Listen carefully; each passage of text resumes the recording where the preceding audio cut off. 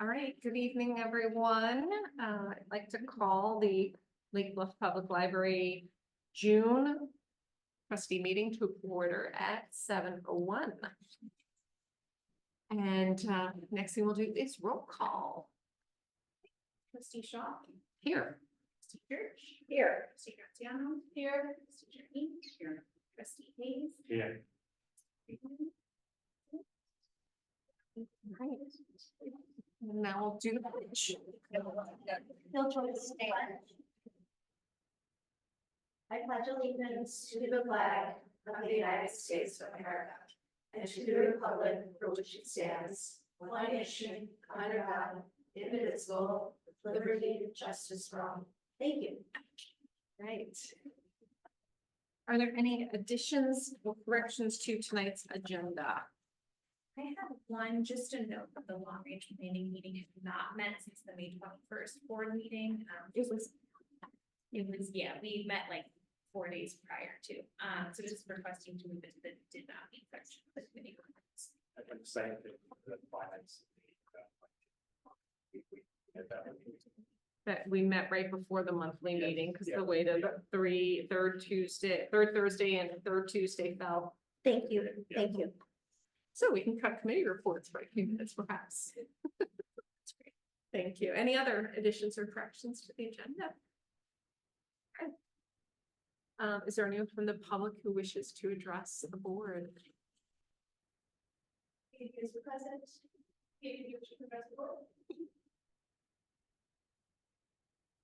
I'll take that as a no. Moving on to our trustee focus group. We're great. We're gonna do this more while we're still fresh. That's what I thought.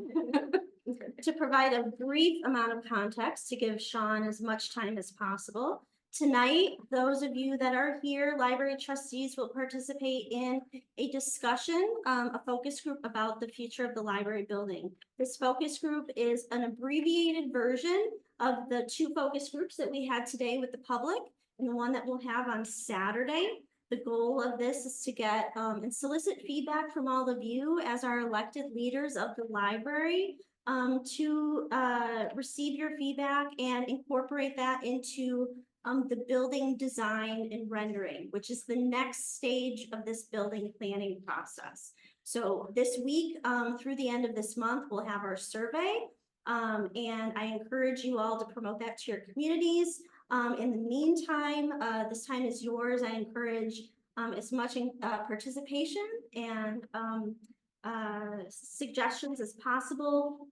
Sean will be recording your feedback, taking copies of your responses, and then I'll pass it off to Sean now, and he can provide a context for the packet in front of you. Thank you.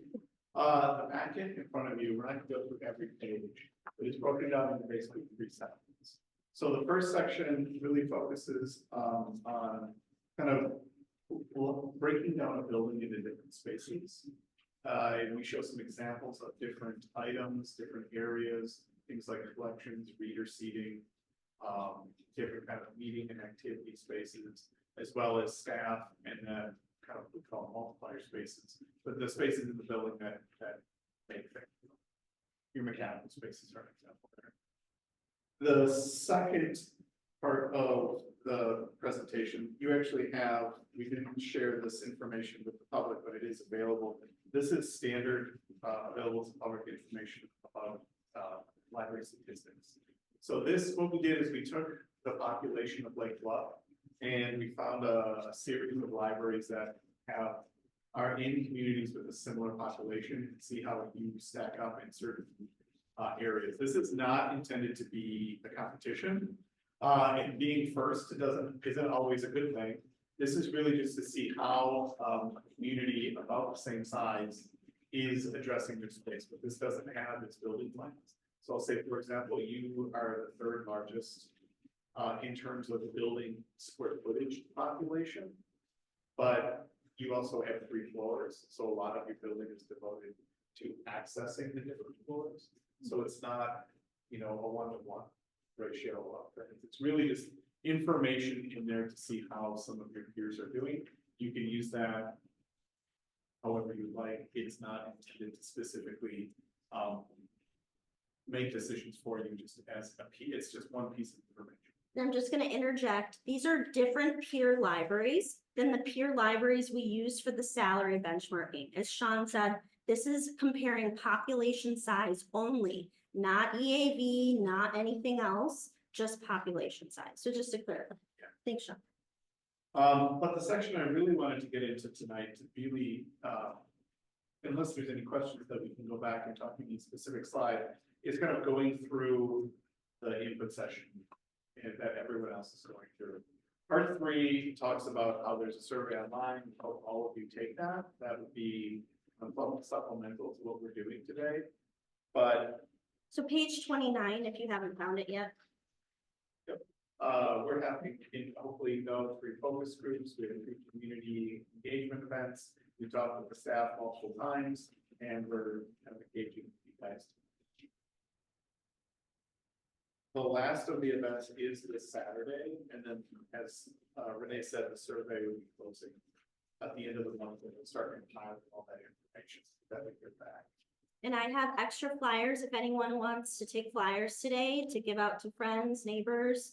I'm happy to give copies.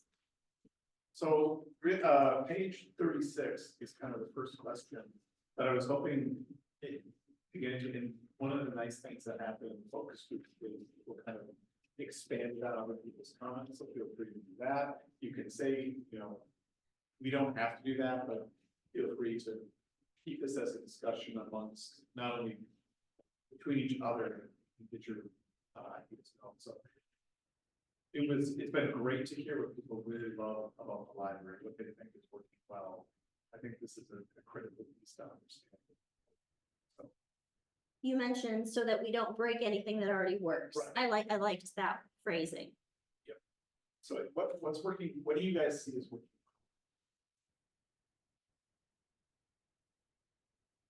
There really are ebooks from the data. A quick glance at the data, and I was like, wow, our ebooks per capita are very high relative to that peer group you pulled. And Sean, from my own clarification, those are all Illinois. They are. The data is a little old because we pull it. You get the most current data available, but it's not. It's from 20. Okay, so long as the Lake Bluff data is also from 2021? Yes. Okay with that, okay. Yeah. Thank you for pointing that out, because I think as many of us know, throughout the pandemic, we did see people become more comfortable in higher consumption of electronic collection materials.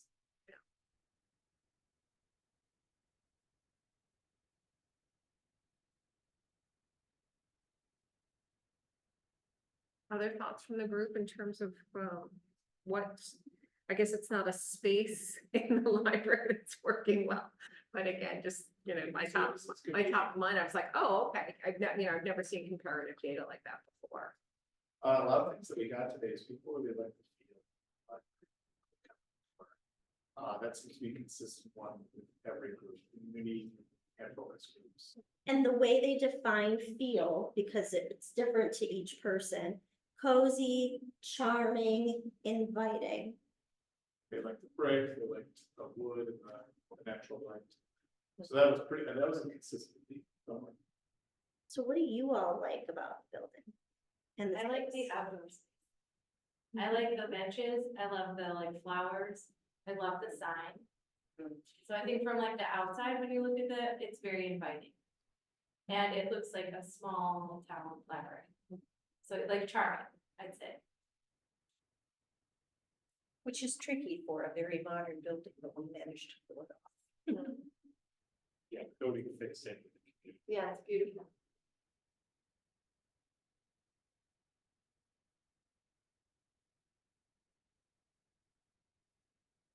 I was really surprised by some of these stats of peer libraries. I guess I'm not used to seeing these particular libraries in our peer groups because we've always looked at peer libraries closer to home.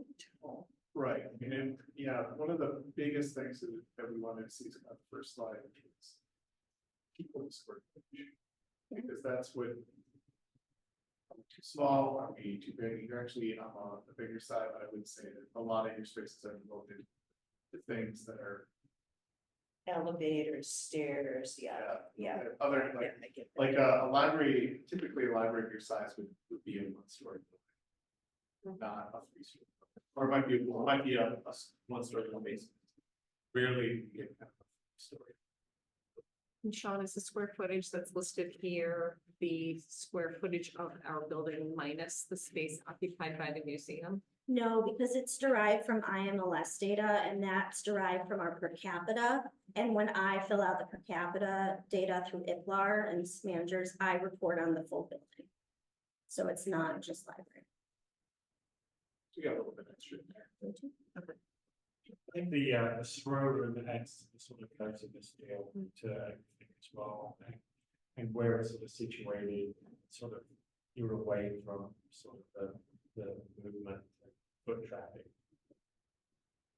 I would agree, Bill. I think that was a great reimagination of space that was very low utilization when I first moved to the community. That was also consistent. It seemed like a lot of people like what you did there. I'm trying not to lead you all in answers, but it was definitely mentioned in both focus groups today. I think our children's area does a great job. Even though I would love to see a blow up down there, I think, that's something that maybe parents are more in tune with. The kids just love to go down there and look at the books. Do you mean the preschool? Yeah, I would say more the preschool, because that's where I take the kids.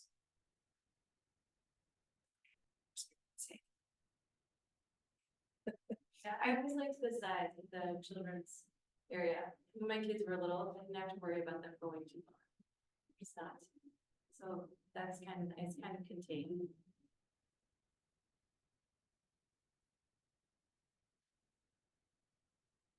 So I wonder if anyone here has participated in any programs at the library, live events. I've only ever participated in remote programs at the library. And if anything in particular stands out in terms of your experience, whether it was a children's program, teen program, have you? Yeah, I attended some programs that were here, which were really nice. They had benches. In this- Yeah, they had, it was like, there was two, the Mad Hatters, and they also had like a children's concert. And those were nice, they fit a number of people in the space. And they had like seating area in the front, and then you could like sit on benches. Mhm. And you could fit a nice amount of people in here, but it also felt cozy. And then I did story times in the small room over there. That was nice because you had a seating area and then also the table area. Mhm. And then the Halloween thing too. They do like a little Halloween event, and it's nice because it's crowded. I don't know how Eliza feels about it, but it's crowded, because there's a lot of parents, but like, there's a nice space that all the kids can like sit. It's cozy. Lots of kids. I've done both adult programs and kid programs here. And I can't say that I've ever felt any of them a waste of time. Just always give them something. And the spaces for the space for the adult program? I think the ones that I was in were either here or the reading between the lines. I've done a couple of those, even before you came. They started. Offsite. I used to do that. What else I've done, but I've done a couple of the craft things, which are always fun. I'm always amazed that, whenever there's a craft thing, that all the materials are provided. I just think that's phenomenal. I would expect to have to pay for a craft workshop like that. And you do at other places like the Park District, but the library uses its programming funds to provide the supplies to make the program free and accessible to Yeah, everybody. and I think that we need to advertise that fact more. This is pretty. I like the solar, the eclipse Yeah. glasses. Oh, yeah, Yeah, those all went, didn't they go very, Yep, they did. and then we were coming back to Indiana and there were like McDonald's was selling them for like $2. We use grant funding for that and programming funding for that to support a community need. I want to make sure Sean has enough time to move through all the questions though. Any other things about what spaces work well? Always go back. Yes. The next question talks about spaces in the library that might be problematic, inadequate, or need improvement. People have expanded upon this to add in new spaces, which you could also do. I can translate those two. That's a different question. So, but this is really what's inadequate or what might be. So on Saturday, when I was encouraging people to come in, or just like they, they go to the art fair and they come back, and several times they tried to go to the old entrance, and it's confusing to them. It happens. Yeah, when I first moved here, I was confused. As well, in terms of how to enter the building. And a couple of people mentioned that they, came when they were kids and nothing has changed since.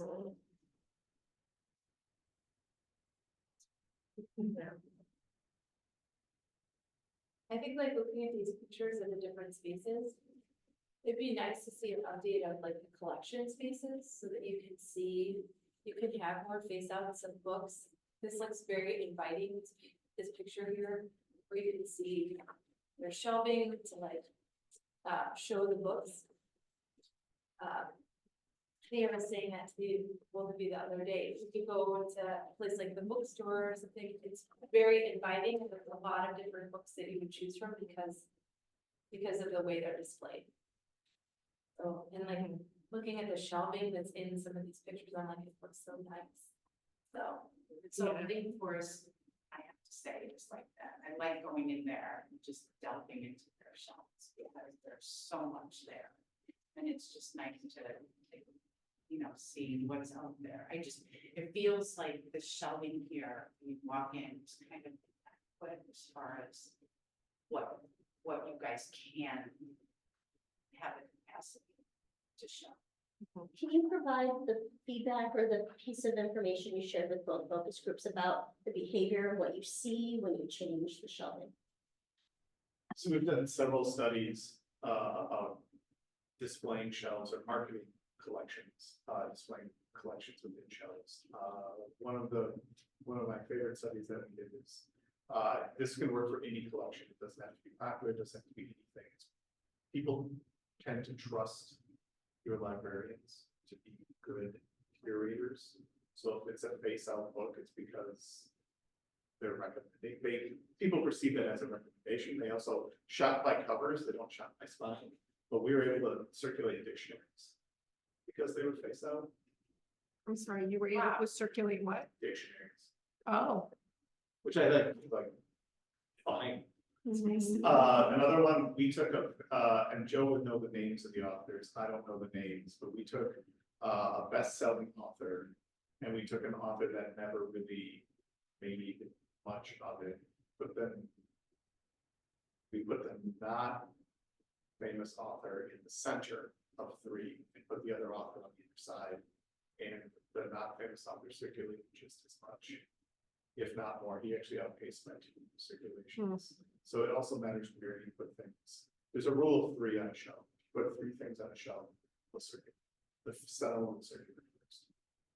You also talked about the idea that the collections can actually circulate more when they're faced out, and the shelving, the type of shelving that you offer, you could actually maintain a similar size collection because more is stored in people's homes because they're checking out more. And your data drive that. I don't want to take too much time, but that was kind of the goal is in our minds not to have it shouldn't be how many books you have. It should be books that you check. And if you get more books to check out, you can actually have more collection because you're not storing it. sure. I just want to mention that when you rule of three, it's almost as if the two well-known authors that you are sort of implying that, Could be. the lesser known one stands shoulder to shoulder with these more well-known authors. I almost feel like that's an implicit plug for a book. Yeah, they've done a lot of different studies, and Joe has participated with a gentleman where they've gone around to a lot of different libraries and done these studies specifically for this. They've been pretty eye-opening. But 30% is what we're trying, is our goal, a consistent, constant 30% increase. And when I was at Glen Ellen and we transformed our picture book collection from spine out to face out, we had less than 20% circulation with spine out collection, and we had upwards to 40% circulation of our picture book collection in those bin shelvings that you see. So just an example. Feel free to talk about other spaces that are problematic. So one thing I noticed, because during a recent committee meeting, we took a little field trip out of this meeting room and looked at some of the other spaces very closely here. And one thing that struck me is the sight lines in the youth and the children's library. I'm like, this is so nice. Like, I feel like I can see everything at once. And I love that we can see the garden from the youth library, and the garden's usually very well kept. I loved walking in tonight and having these window blinds open. They're not always open. And I feel like our first floor, which is sort of, the main area where we have the periodicals, fiction, you feel like you're in the stacks already, because the shelving is so high and it really doesn't leverage the windows. Second floor, my favorite space on the second floor, in front of that big window that I understand was replaced not too long ago because it was leaking. That's over the old entrance. So I think we could make the space more inviting by changing the sight lines a little bit, getting more of the, I like feeling like, oh gosh, there's a beautiful tree right there. Whether it's snow covered or. What you're saying is, if I interpret this correctly, is to have the stacks instead of running east-west, have them running north-south. And if we ever, on the main floor, and if we ever get around to moving that circulation desk over to the other side of the room, that would facilitate that sort of. Or shorter stacks. That too, that too.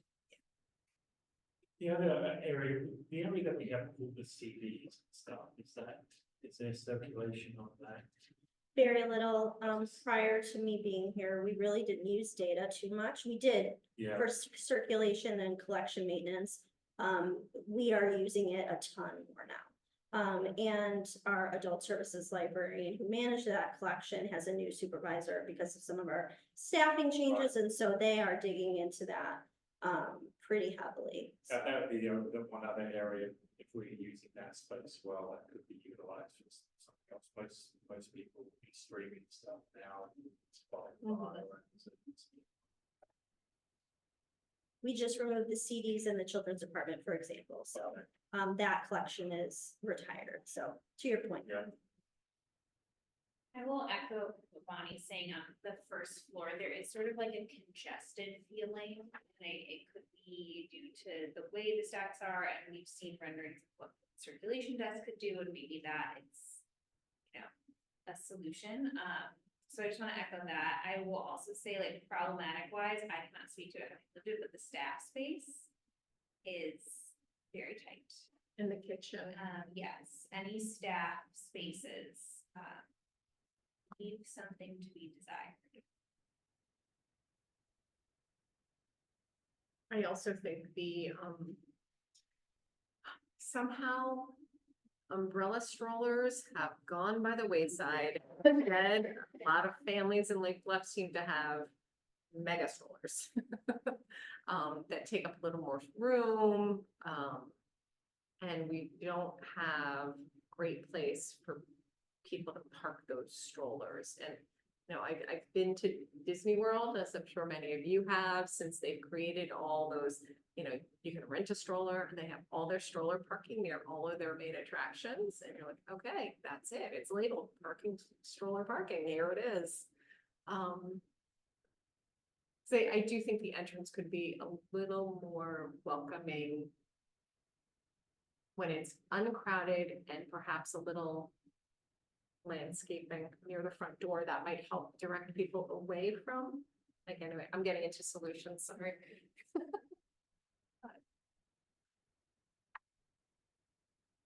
The last item, bathroom, I think, in the children's department looks, I think could use some.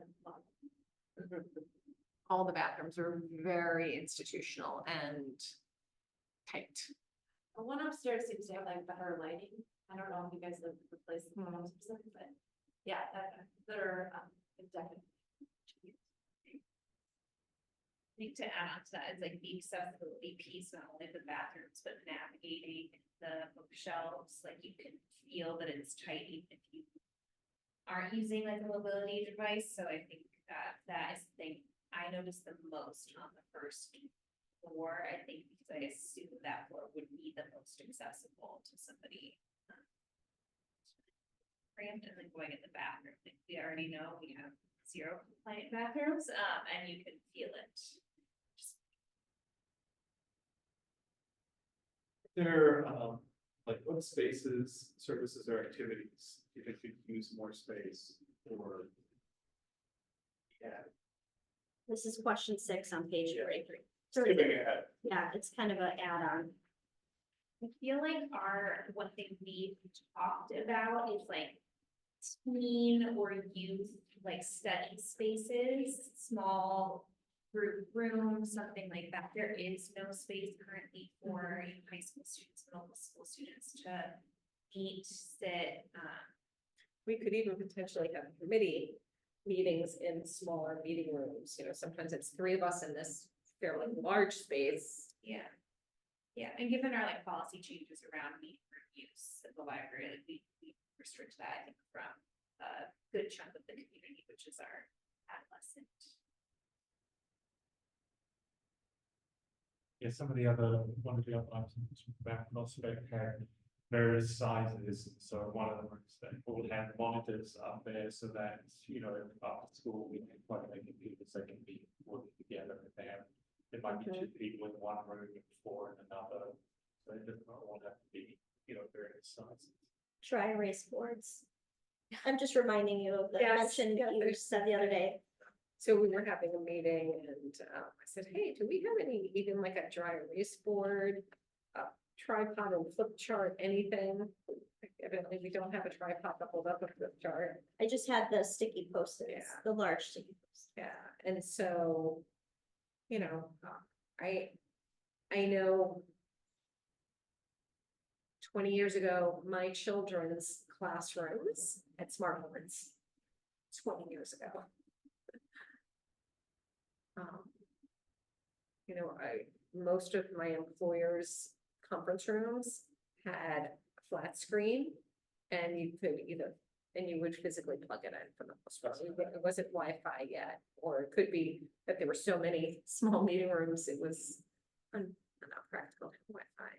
So do we, like, I know in schools, they have that overhead cameras a lot. And we use them for like reading a lot of books. So none of our technology is integrated. Our friends at the library sponsored this AV card, which is an improvement to our previous setup. So yeah, some libraries have the projector set from the ceiling with a separate laptop or even flat screen on the wall to be able to navigate. Yeah, our meeting room equipment, both electronic and not, is fairly spartan. And I don't know that, you know, I'm not sure where, it's probably middle school where kids start to have those group projects where they're needing to perhaps get together outside of school hours to meet a deadline, work together. Like I know my kids do the business incubator class at the high school. My grandson just did that in 1st grade project. A group project in 1st grade. Wow. Well, yeah, they were in Paris. Mhm. I was amazed. Nice. Hats off to that 1st grade teacher.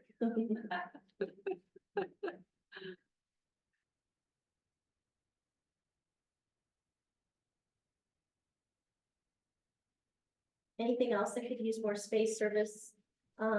Any space that could use more space? No. Only this could be like a Harry Potter tent where you walk in. A TARDIS. You know, it's this big on the outside and then you walk in and it's a mansion. Yeah, I don't know if we limit enrollment in our programming because of space limitations, whether at the youth activity. Yeah, So we have one on Friday. We are talking about this, mammals and more. Do you want to?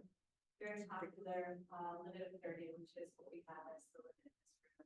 There's a waiting list of 15 last time I checked. wow.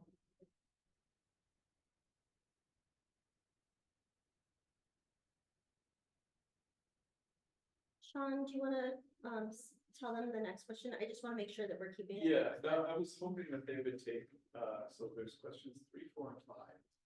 And those are kind of part of doing discussion. Usually I give enough forwards, but I wanted to really do more discussion with you guys. I would encourage you that we can either go through them tonight or to take the online survey and rank these. I'd like you to take the online survey anyway. I'll just add that. So 3, 4, and 5 Thank you are in really advance. intended to be ranking-based questions. So you're kind of putting priorities together. You know, question 3 focuses on kids, question 4 focuses on more teens and adults, and question 5 focuses on just general building spaces. On the survey, you're allowed to basically put them in the order of most important. So those 3 questions are on the survey. Yes. Yes. So, okay. So we can discuss them now. They're kind of, these questions are intended to be closed questions where you're ranking these specific items. Where like questions 1, 2, and 6, which we were just talking about, are more open-ended. And we're looking for more generic, not generic, but more, we're not tailoring feedback. Well, for the context of a discussion and facilitation with the trustees, could we just hit on 3, 4, 5 as discussion questions? What comments do you have about these areas?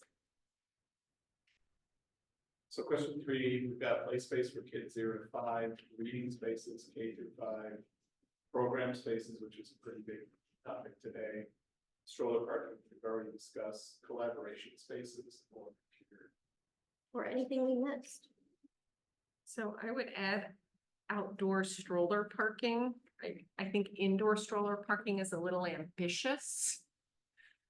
Can you have like a covered, I mean, we have a covered stroller park?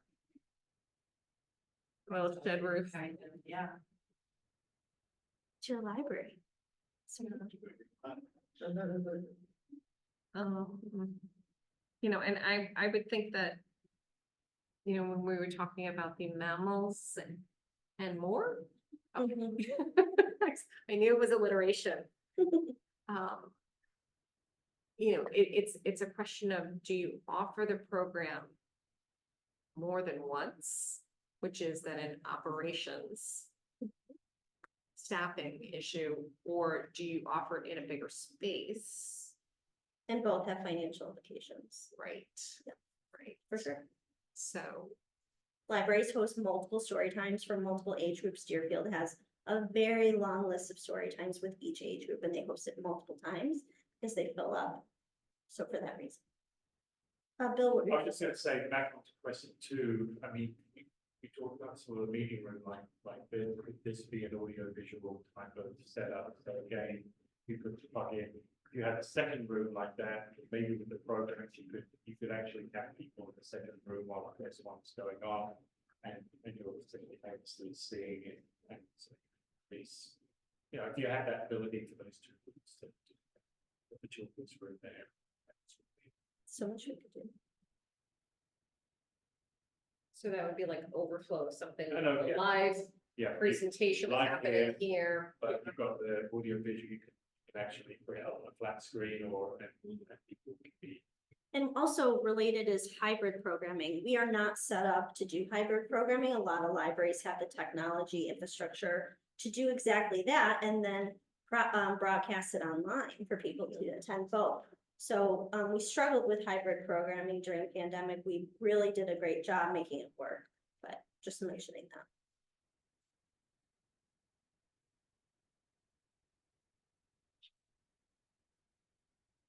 Question 4. We're focusing more on like adults, so there's adult computer spaces, gathering spaces for teens, meeting room to reserve, which you have one. Quiet spaces, which you have one.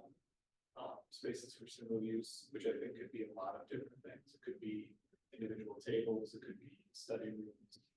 Individual study rooms. Vernon Area Library now has essentially pods where you walk in, it's a stand up with a counter, almost like a London telephone station where you walk in, open the door, and it's single use, it's quiet for people to take virtual meetings, or just take phone calls. So, I mean, they just announced that in their space. There's some airports have been using some of these. Yeah. The business lounges. So they're like, yeah, one person, a business lounge. We get this question all the time. Yeah. Do you have any study rooms, one person, two people? And I wrote, before you even said study rooms, I thought study rooms would be one of the most important, to me, the most important adult teen ad.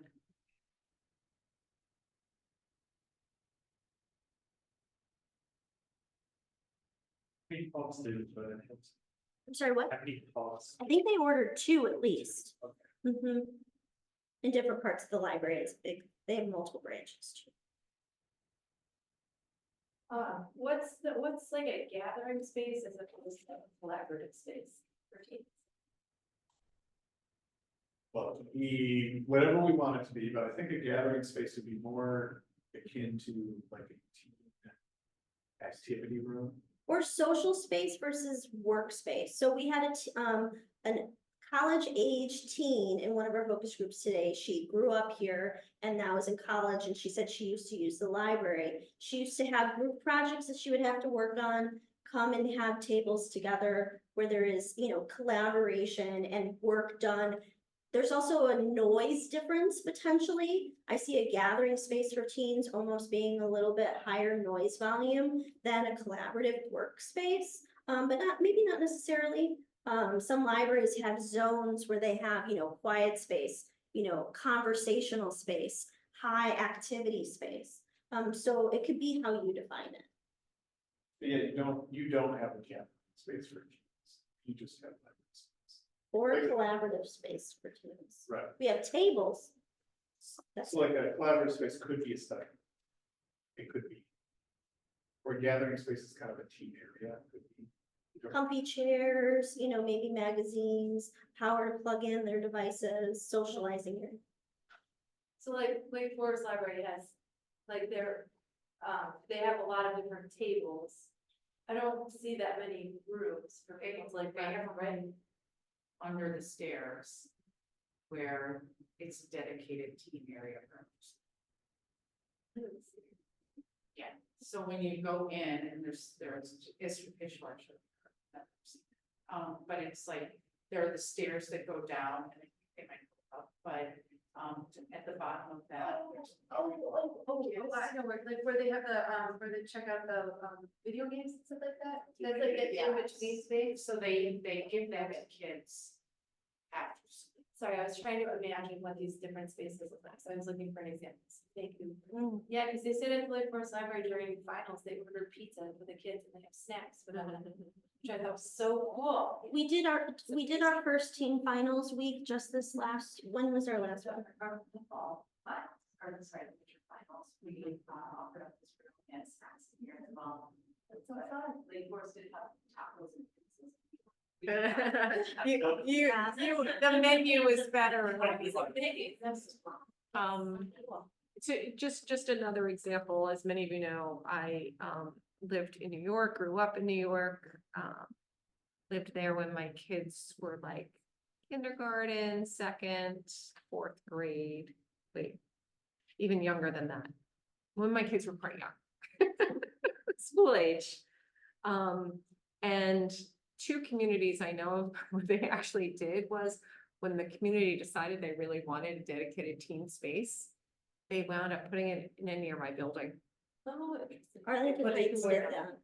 I think, yeah, they put it where? In a nearby building. Oh, I see. So both communities have a little central business district like Lake Bluff. And they hire another building for their teams.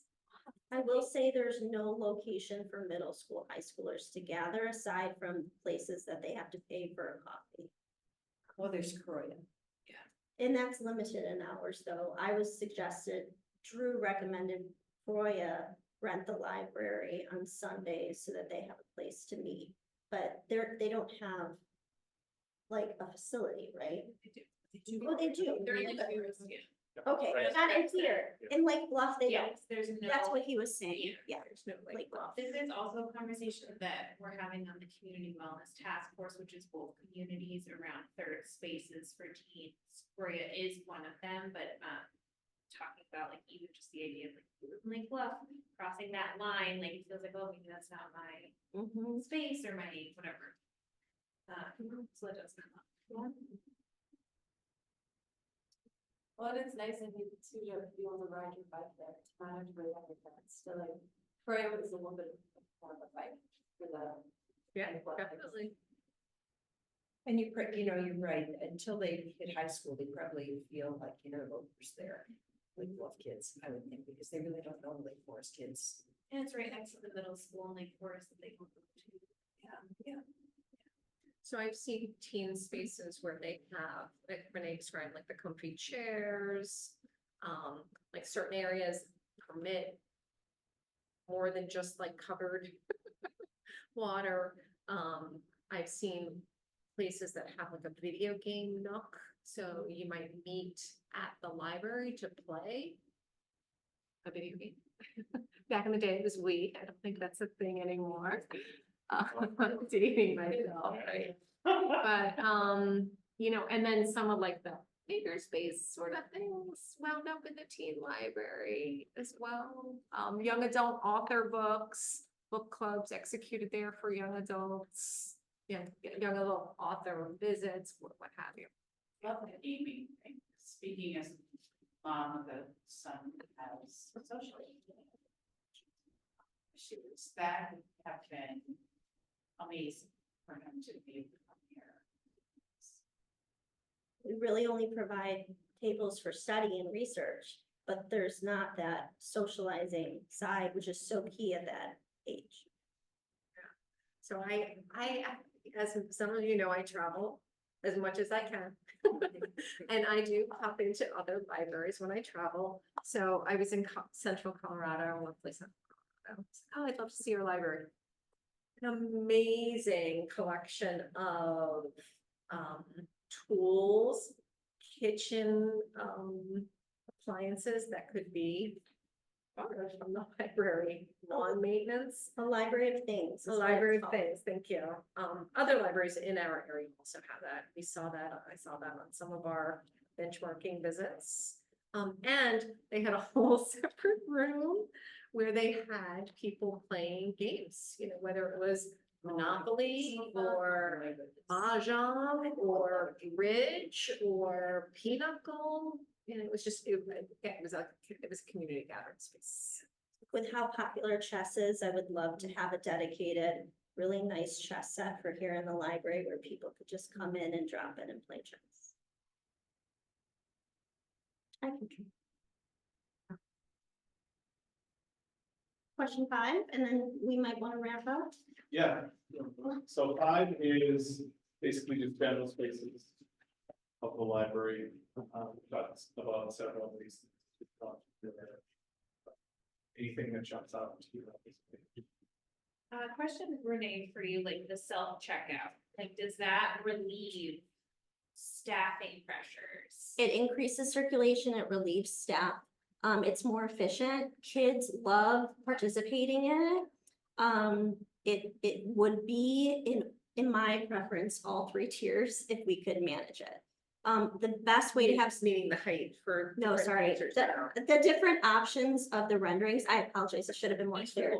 Well, I mean, maybe Or adjustable. we would definitely want one in the children's department in and of itself. And then because I see a lot of parents try to corral their kids at the circulation desk. They have to get out the elevator. They have to come back. Again, it's about efficiency and use of space. If we had just kind of a one-stop shop in children's department, do all their things went together and then just leave. RFID is a way that makes self-check incredibly efficient. Our materials are not RFID tags, so radio frequency identification tags. And that allows for the self-checks to just literally you put the book on the surface and it checks out because there's a tag with all the data in there. And that is an additional cost, but it could be in one of the tiered options. Sorry, that's what I meant by 3. At the very least, I would love a self-checkout and people could scan their own items. This flies. I know, it's really nice. So yeah, Just like thinking about the staffing, you know, having someone at the desk and all of those things. absolutely. And there are a lot of people that want to come in the library and just not talk to people. Teens, adults, yes, absolutely. Self-check would be incredible for one. And again, I think the populations move that way where Jewel, our grocery store, has their own self-checkout. Target's got a self-checkout. Home Depot, I think, has a self-checkout. And Costco, those are the only places I shop. So I'm not sure about other places. That's good, it's not checking. Yeah. Yeah, and you have to show your ID, you have to show your ID. And then Yeah. that's like here, right? Yeah, they have one person staffing 6 self-checkouts, so if alcohol gets checked out, that person gets involved, and you do have to show your. Sure, because what was happening is that people who were not beneficiaries here. Self-checkout, so now a person there to make sure the photograph matches. And it's so nice, because now you can have your account on your app, and so you don't even need your card, because I always use my card. True. So it's so nice, so you can use it at checkout, and you can use it at the gas station. And I'll just add, libraries have apps too. You can use library apps and check out materials using your own phones as a, ID scan reader. That is not on this list, but I make that connection. Mhm. It's nice. Yeah, Mount, I think when we did the benchmark with Mount Prospect, we're in the midst of figuring out the app.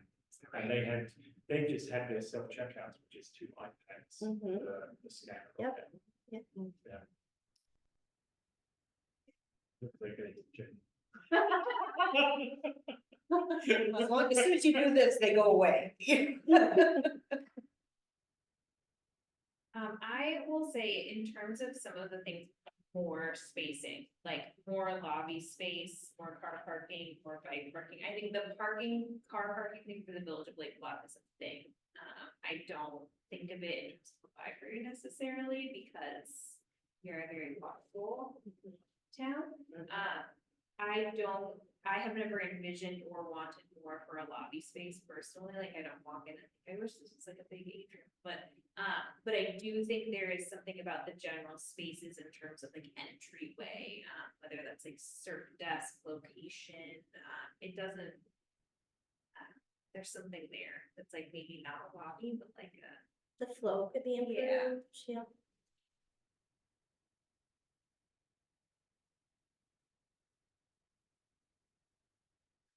Everyone, I don't want to take up too much of your time.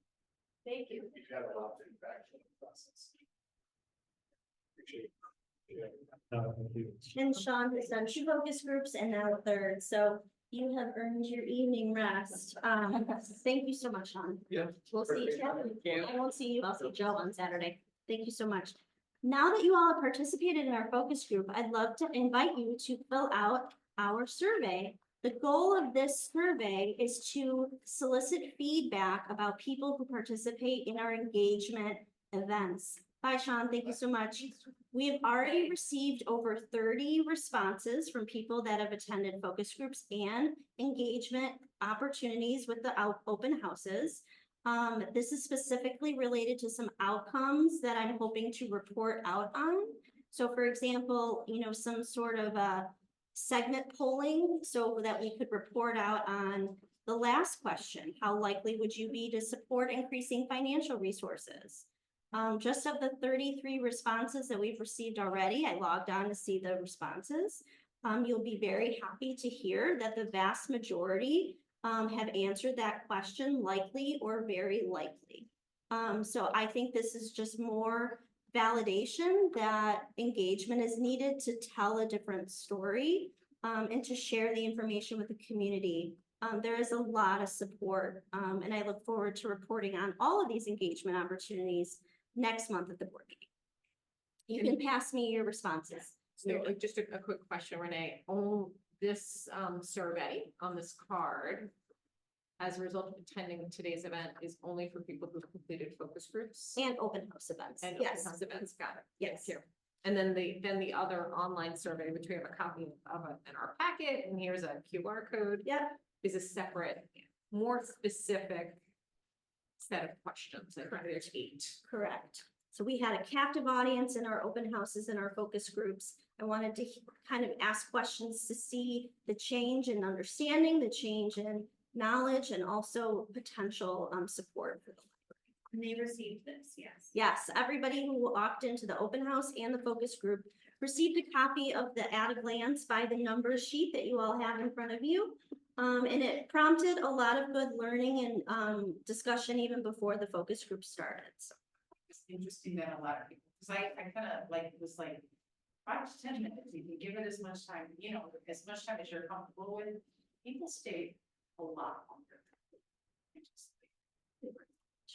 and we can report out on that in the engagement paper later, but yeah. Thank you all for participating. So just quick on the first question. Maybe I'm just reading this, the engineering. It says here, it's satisfied with the building and space of the library of the community. In one way, it's like you're supporting that the library is going to be here, so one would be a yes. And the other would be, well, the space and building can be improved on, which would be a no. So, Yeah, and I mean, if I were to have goals for these questions, I'd like to see the answers no. right. But every user group is different. We talked about that today in our focus groups. Older adults and retirees have a different need for the library, and a lot of them talked about how they love the second floor and the reading room. They might be very satisfied with the library. Yeah. I could talk to a pair of parents with young children, and they could be very dissatisfied. So you're absolutely right. It depends on your own experience. So just wanting to see if there was any change in people's satisfaction of the library. But I guess what I'm saying is, maybe I see that, yeah, we need to do more stuff with the space and building. Yeah. At the same time, the building and the space needs to be in. So I'm reading, maybe I'm. I appreciate the level of I'm reading it. analysis. Yeah, I'm reading it more like, no, this is important. You have more space. Mhm. You need to make it better. Yeah, So I'll answer no, saying that. correct. Yes, that was the intention of how I designed the question. So yeah, we're right on the same page. Thank you all. Oops, sorry. Okay. Our next agenda item number 7, is approval of the minutes from last month. So I'm open to a motion to approve minutes from May 21st. Or if there's a correction.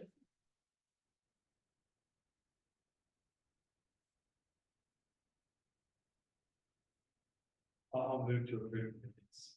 Thank you, trustee Hayes. Is there a second? I'll second. Trustee Jerch, second. All those in favor? Aye. Opposed? I don't think I need to abstain. Oh, I'm sorry. See what here. Sorry, I did not give you an opportunity to abstain. All right. Great, that takes us to Renee's monthly report. And because so much discussion will need to be had later on in the meeting for new business about the hours proposal, I do want to make this short. There were a lot of changes in staffing that happened this month. There were a lot of impacts to staffing that happened this month. We received notification. We did not receive the T-Mobile grant, but we have every intention of reapplying in the future when capacity is increased. We have a very exciting thing happening at the state library, and the pages after my report talk about it. Illinois is creating an online, essentially a consortium of databases using funding from the Illinois State Library to provide access to dozens of new databases that we have not had access to before. But because we are an Illinois library, we will be eligible and we will be able to provide access to these databases for the community for free. So there is a list of what those databases are and a brief example and explanation. I have worked at libraries with these databases before, and a lot of them are really popular. For example, I was a English major. I remember using ERIC, Education Resources Information Center, in my academic years. This will increase our capacity to provide authoritative, scholarly, fact-check articles and information to the community at no additional cost. It's actually saving us approximately $2,000 because we can end our own individual contracts with these databases and provide more access. So the state is still working on the details, but I'm already working with Adult Services Librarian Anna on the updates that will need to be made to our website to make sure that all of this information is there. So Renee, if I understand correctly, less cost, Yes, more databases. yes, Thank you. yes. That's a great summary. Thank you. Yep. I was sorry to hear about the T-Mobile grant. You guys worked hard. About the what? The T-Mobile. The T-Mobile grant. There was a lot of applications. Thought you guys- 100. Yeah. I 100. think it was, did they feel, am I thinking the right, over You are. 500? Yeah. I mean, they Something have like such a, 5 were funded. It's 25 or whatever. Well, I was like 555 or something like that. Well, I felt like you guys spent a lot. So I was sorry to hear. But like, I think there's a lot of possibility we can rework it and Yeah. apply again and again. They have a national audience, whereas like the Illinois Library, State Library grant that we're still waiting for to hear back on. That's just Illinois Library. So that's a much smaller pool and we are much more eligible, Yeah. hopefully. And we can repurpose things from the T-Mobile grant to like a family foundation. You can take all the Oh, that's content and rework it, Yeah. because the need is still there. It's Yeah. just changing the format. Yeah, so I remember it's when, not to waste. no, good. and I'm still collecting, we both are, on opportunities that we could potentially Yeah. apply. Brad Schneider just sent out a newsletter today and he said at the end, reach out to us if you need support finding grants, national, state. So that could be our next move. Oh, that's good. Nice. Good. If you haven't already, I encourage you to walk outside and enjoy our beautiful painting project that is completed. It really is amazing. And I didn't notice how bad it was until they started painting segments and I could compare the finished product with with the new version. And they fixed a couple of elements even within the siding that we didn't foresee, but that was part of the project. They removed all of the excess glue that was used. I had told you they had they found that there was glue added in some of the siding and in between the siding that wasn't appropriately utilized. They didn't use the right material. And so Gary and his crew spent time taking that away so that, because what they were using was not water resistant. So it's beautiful. It looks great. The color was great. We did I think did a great job of picking it. And the village approved on the color selection and they were able to let us bypass the ARB for this particular project. So that worked. I'd be happy to answer any other questions about the reports. In terms of statistics, you see May 2024 on your statistical sheet, but I do want to note that at the top, it still says graphs from 23-24. Given my capacity, I haven't yet been able to turn over the new dashboard I've been talking to you all about and the new way of reporting our statistics. And so you will see that reflected in the July statistics.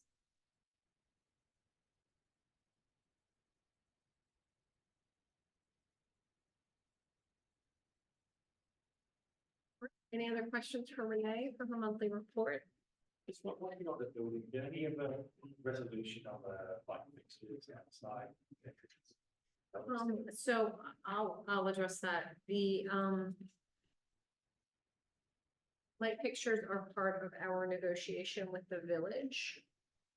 So it is not yet resolved. Okay.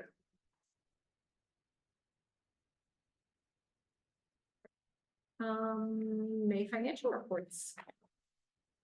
I think for some reason there was a small error in the way that these packets were compiled. I didn't do them, but I apologize. So we're looking at section 11. That's gonna be your revenue and expenditure report for the first month of the new fiscal year. We've received some property tax. We've received some PPRT, personal property replacement tax. We paid, in expenditures, we paid out, the remaining balance of the painting project. You may remember we paid $2,000 for a deposit in last year's budget, in last year's fiscal year. But the remainder had to be paid after the project was done.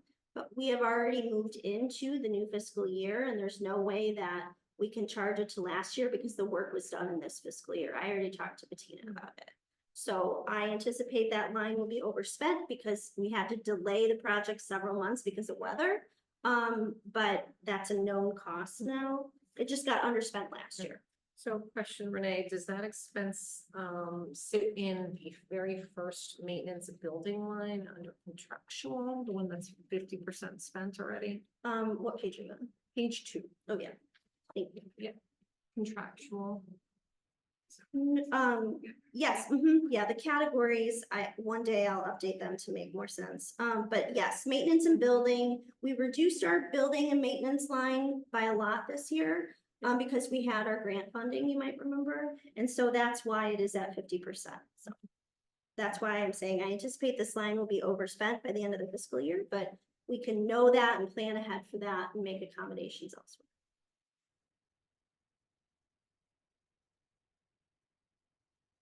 Any other comments on expenses that you wanted to point out to us? No, it's the beginning of a new fiscal year. So we are paying our annual library and automation software, which is our subscription to Innovative, our catalog, our automation system. And so that's why it is overspent at this point. There's a question about the invoice amount, and we're probably going to get reimbursed for the 1,000, plus that it is. They invoiced us at a higher amount. I told Laurent to just pay it, but our contract, as you might remember, is 22.5. So we'll see that money get back in. No, I don't have any other comments. Thank you for commenting on that. I did have a question on it. All right. Anything on grants? Nothing. Okay. Anyone else questions on first month and the second month in the fiscal year? No, first month. You're right. They weren't able to buy the interest in there. No, she, I think, is a little backlog. Okay, so that just. Yeah. Okay. It's not that we didn't earn interest. We definitely did. Yes. Especially with that PPRT in there, so. Any more questions? Okay, I'm open to a motion to approve the financial reports. I'll motion to approve the financial report. Thank you, trustee Hayes. Is there a second? I'll second. Thank you, trustee Jerch. Roll call vote, please. Trustee Shaul, Aye. trustee Jerch, Aye. trustee Graziano, aye, trustee Jardine, trustee Hayes, aye, trustee Friedeman, aye. Okay, motion passes. That takes us to checks. There are a few areas, through a few lines in the check disbursement report for staff reimbursements. At the beginning of May, there was an Illinois Library Association conference called Reaching Forward for library staff. Staff attended, and these are just some reimbursements for parking and mileage. Also, you can notice that our lawyers, Ansel Blink, have additional fees, that will continue on, as negotiations continue. We have some questions that need to be answered to help prep us for our upcoming negotiations on the 1st, which we'll talk about later. And that is all I have. Happy to answer any questions, though.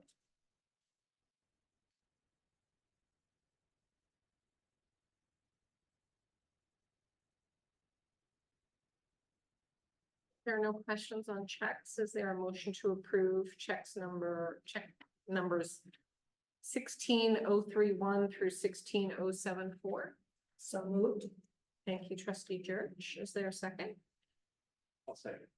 Trustee Hayes, second. Roll call, please. Trustee Shaul, Aye. trustee Jerch, Aye. trustee Graziano. Aye. Trustee Jardine. Here, hi. Trustee Hayes. Aye. Trustee Friedeman. Okay, thank you. We are on to committee reports. We have 2 committees that met in the last month. Let's hear from the engagement committee first. So the engagement committee decided our main focus with our meeting last time was doing the open process and stuff. So we determined, well, we decided to distribute flyers, put them in all the businesses in town, both east and west. They're still, we took the community open house ones down, but there's still the survey ones. I'll go over and take this in. And then we manned the open houses, which was fascinating. So that was where we were focused. I just want to thank trustee Jardine and also trustee Graziano, who gave up their time. Also trustee Jerch, who just jumped in there, having come back recently from a trip, not only to help promote. I mean, I was in the vestibule a little bit, directing people to go downstairs. We managed to send and promote a couple people that didn't even know about it. And then Sandy was outside peddling the open houses, sending them on in. That was really great, you know, marketing. And as Sean said, we got great engagement. Saturday's open house was the most attended with 21. Wow. I know. Wow. I know. The other 2 had approximately about 10, a little bit less or so. We talked about the focus groups, promoting them, you know, telling people about them. Today we had 2 focus groups. The first one had 10 people registered and actually attended. All 10 came. And then the second one, Incredible. I know that never happens when you have a registered program and everybody comes. And then the second one had 6 people, very engaged. We had a couple people from the museum, Dee and Adrian were here. Great. There was so much shared. I wouldn't have enough time to talk, but we'll talk about it more in the engagement committee. And you all are really helping get the word out. So I appreciate that. I know that the engagement committee was scheduled to meet at go to Alliance Club event. Has that been rescheduled yet? Yes. Oh, no, it hasn't been. I will talk to them on Saturday.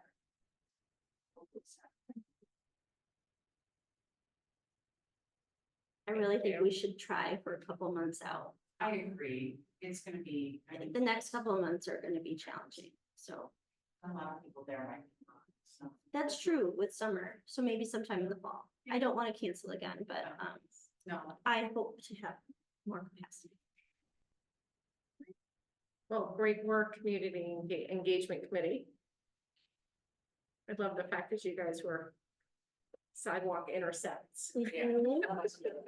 People to participate. That is your secret talent. You're really great.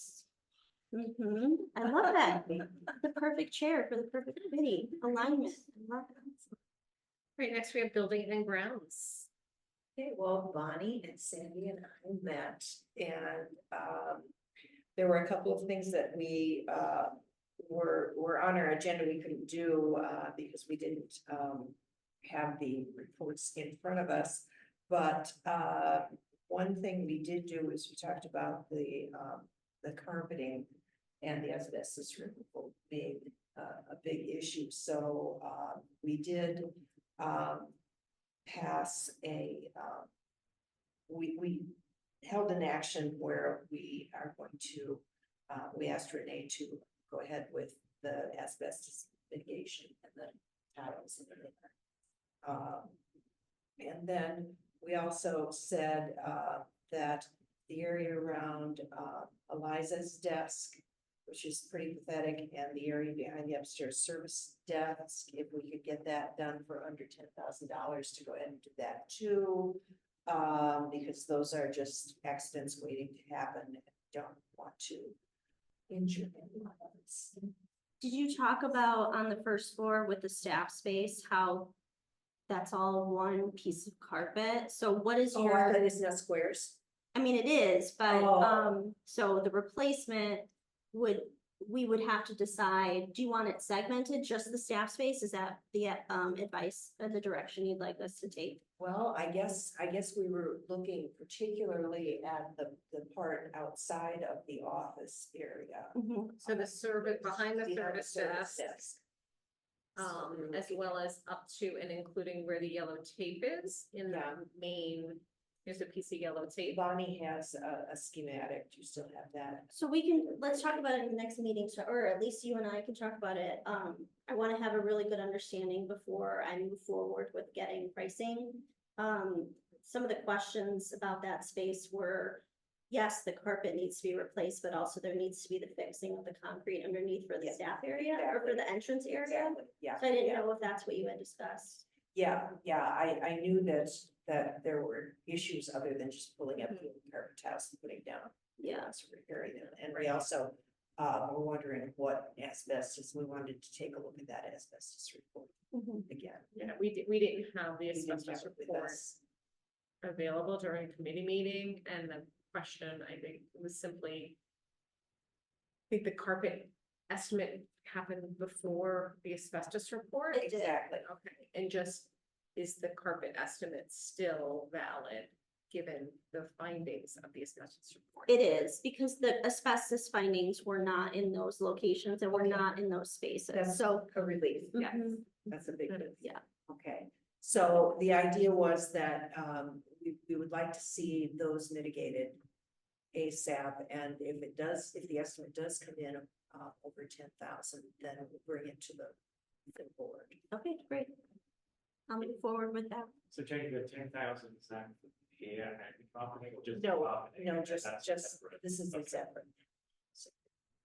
Mhm.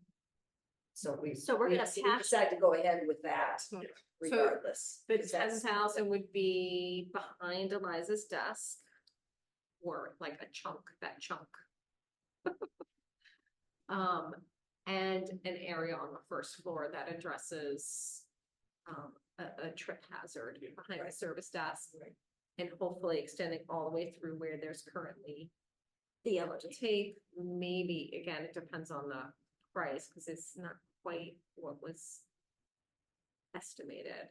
Right, because he estimated the entire first. Exactly. So just to confirm my understanding for moving forward, it'll be a part of the first floor, almost like a patchwork. Yes. And I think that will help get us through until whatever building project moves forward. Exactly. Which I think makes sense. And then even the carpet vendor, he talked about and told us he has carpet from other jobs that he might be able to provide us, access to in smaller sections, like for Eliza's area and so forth. But Right, and we were also thinking about maybe we could, sometimes they use different carpet tiles to delineate a certain area or something like that, so we can't get things that match or we can't. because we reduce. can't, because there's Yeah. nothing it Right, doesn't right. match anymore. Okay, perfect. Yeah. That's great. See Guys. what the best, what we want to do is make it better. We know that it's not going to be optimal. Yeah. Okay. I think this is a really good compromise to help with staff safety and public safety. All right. Thank you. And then, you asked us to brainstorm additional topics from the community, and we thought we'd hit the ball back over the net to the finance committee to see if you could touch on the fact that the library has never gone for a referendum and that the detail increases only cover inflation, and that we apply for every possible grant. And we could make a list of grants we've received and grants we've applied for that we have not received. So just to be transparent with the community about our due diligence financially. And we received, as you may have seen already, a lovely letter from Tim on the school board, who applauded the board on its transparency to the community. He specifically told me today he loves the letters to the community, and he thinks that we're doing a great job in that way to inform and educate and be transparent. So yeah, it looks like Bill, I can work with the finance team and you to see what kind of letter to the community we can put together. I think those are great topics to address. And I think the committee also said the timing of this finance letter from the finance committee should probably be very intentional, like not necessarily in the next 30 days. Not necessary. But at a time where we think it's gonna get the greatest amount of readership, traction, and memory for any. And future, hopefully smooth the path, for whatever financial steps we take. I love that. Thank you.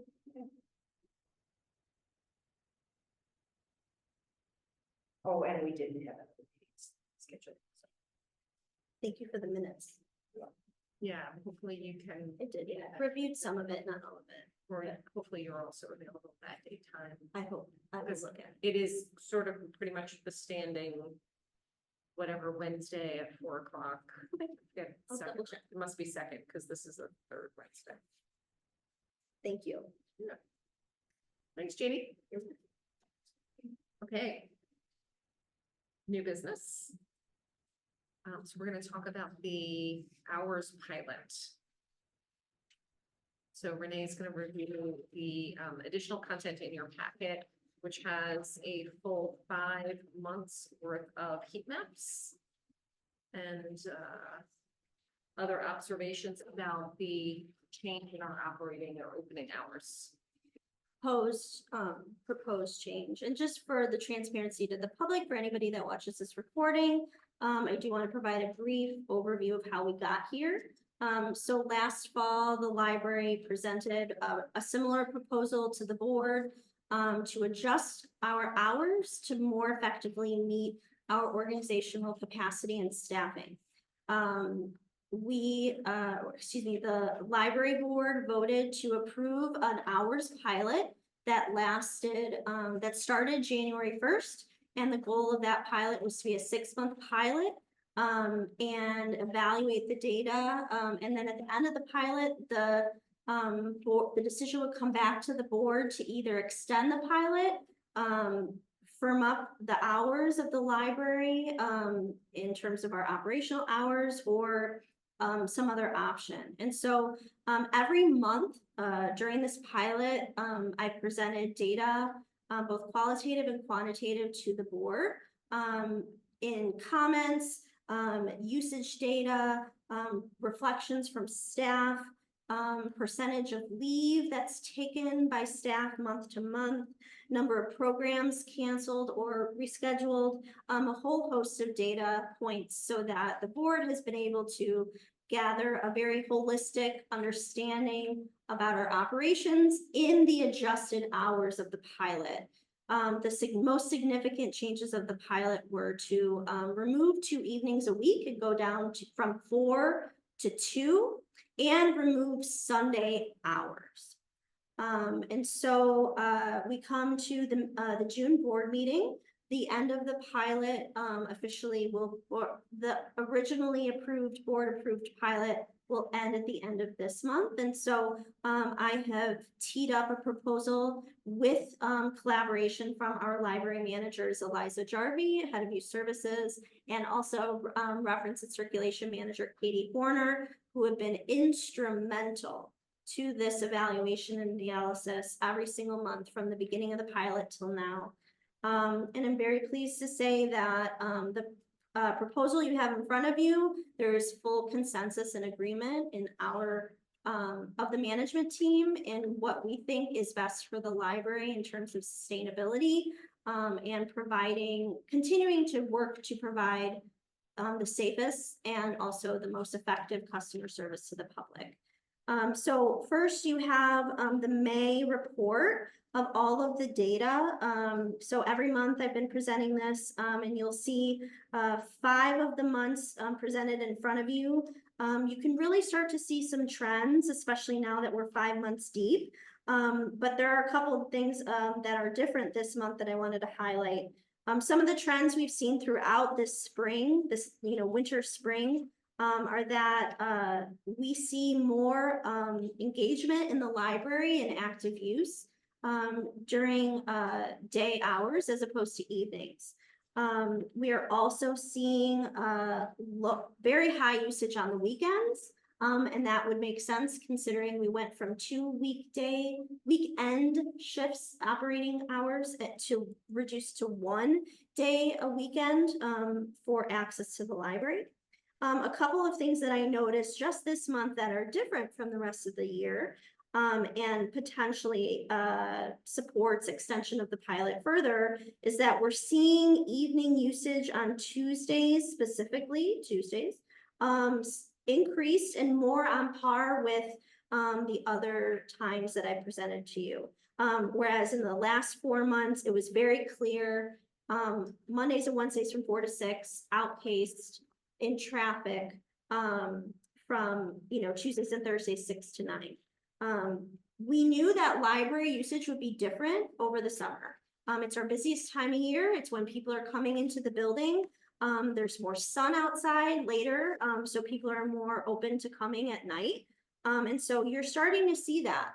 And I think that certainly could potentially support the need for extension of the pilot so that we have data across a full year and we can evaluate how the use of the library is both during winter months and summer and fall months. I'm going to move to the staff leave section. Again, this is a section that I presented every month. We have a lot of staff who take time off for various reasons. Staff who are budgeted hours 21 or more have paid leave that they are eligible to take. And that includes sick time, vacation time, personal time, holiday time, and occasionally, if it's needed, bereavement time. Last month, we had a variety of holidays. I mean, obviously Memorial Day, that's why there's a huge increase in holiday time taken because staff, full-timers and part-timers with benefits receive holiday pay. We had less personal leave taken, but as you can see, we had a lot of staff on vacation. In my narrative, I talk about how we had part-timers on vacation in the youth services department. They don't have paid leave, so that is not reflected here. This is just the paid leave for the staff that are eligible and accrue paid leave according to our personnel policy. May is a popular time for vacation. We support as much as we can. And then as you can see, we have additional sick time. I didn't mention this in my director's report, but I just want to verbalize to say last month we received written resignation from Martha O'Hara, our technology and adult services manager. Her last day will be next Monday. And the agreement was that she would be on leave until her last day to continue to receive the paid leave that she is currently and was already approved on. So she is reflected in that sick time. We have additional information to share during our closed session tonight, and I can provide those updates. We did have to cancel 2 programs this month, trivia. It was a very difficult month to be able to staff that with all of the staffing situations we've had. So we canceled trivia, and I believe there was an outreach. Garden Task Force, that's right. So we had a community program to design our garden, and so we did have to cancel. Those were not rescheduled. As with every month, you will see narratives from Katie, Eliza, and myself. Mine is a little longer this month because this is to kind of close out the pilot. In this section, you will note the schedule of what I anticipate this summer's hiring schedule to be, and that is just with the current known vacancies that we have. I also calculated the organization's rate of turnover since I started last year in July, and this is with the current known personnel changes, and it does not reflect the positions that we added. It's only the turnover of the existing positions that we had. So it is recommended an organization target 10% or less for their turnover rate. As you can see, a turnover rate of 27.3% is pretty high. And especially for an organization of our size, the amount of time it takes for interviewing and training is quite substantial. I'm in every interview, the managers are as well. Finally, I have some additional narratives about desk coverage. I've had to increase my shifts for desk coverage on both the desks throughout the library. My schedule has increased having to take weekend and evening PIC shifts to accommodate the other two managers who are currently the only other PICs we have in the building. In terms of data, you have the heat map, as I mentioned. The last page of this report is the written proposal that I sent out last week to the board for your advanced consideration.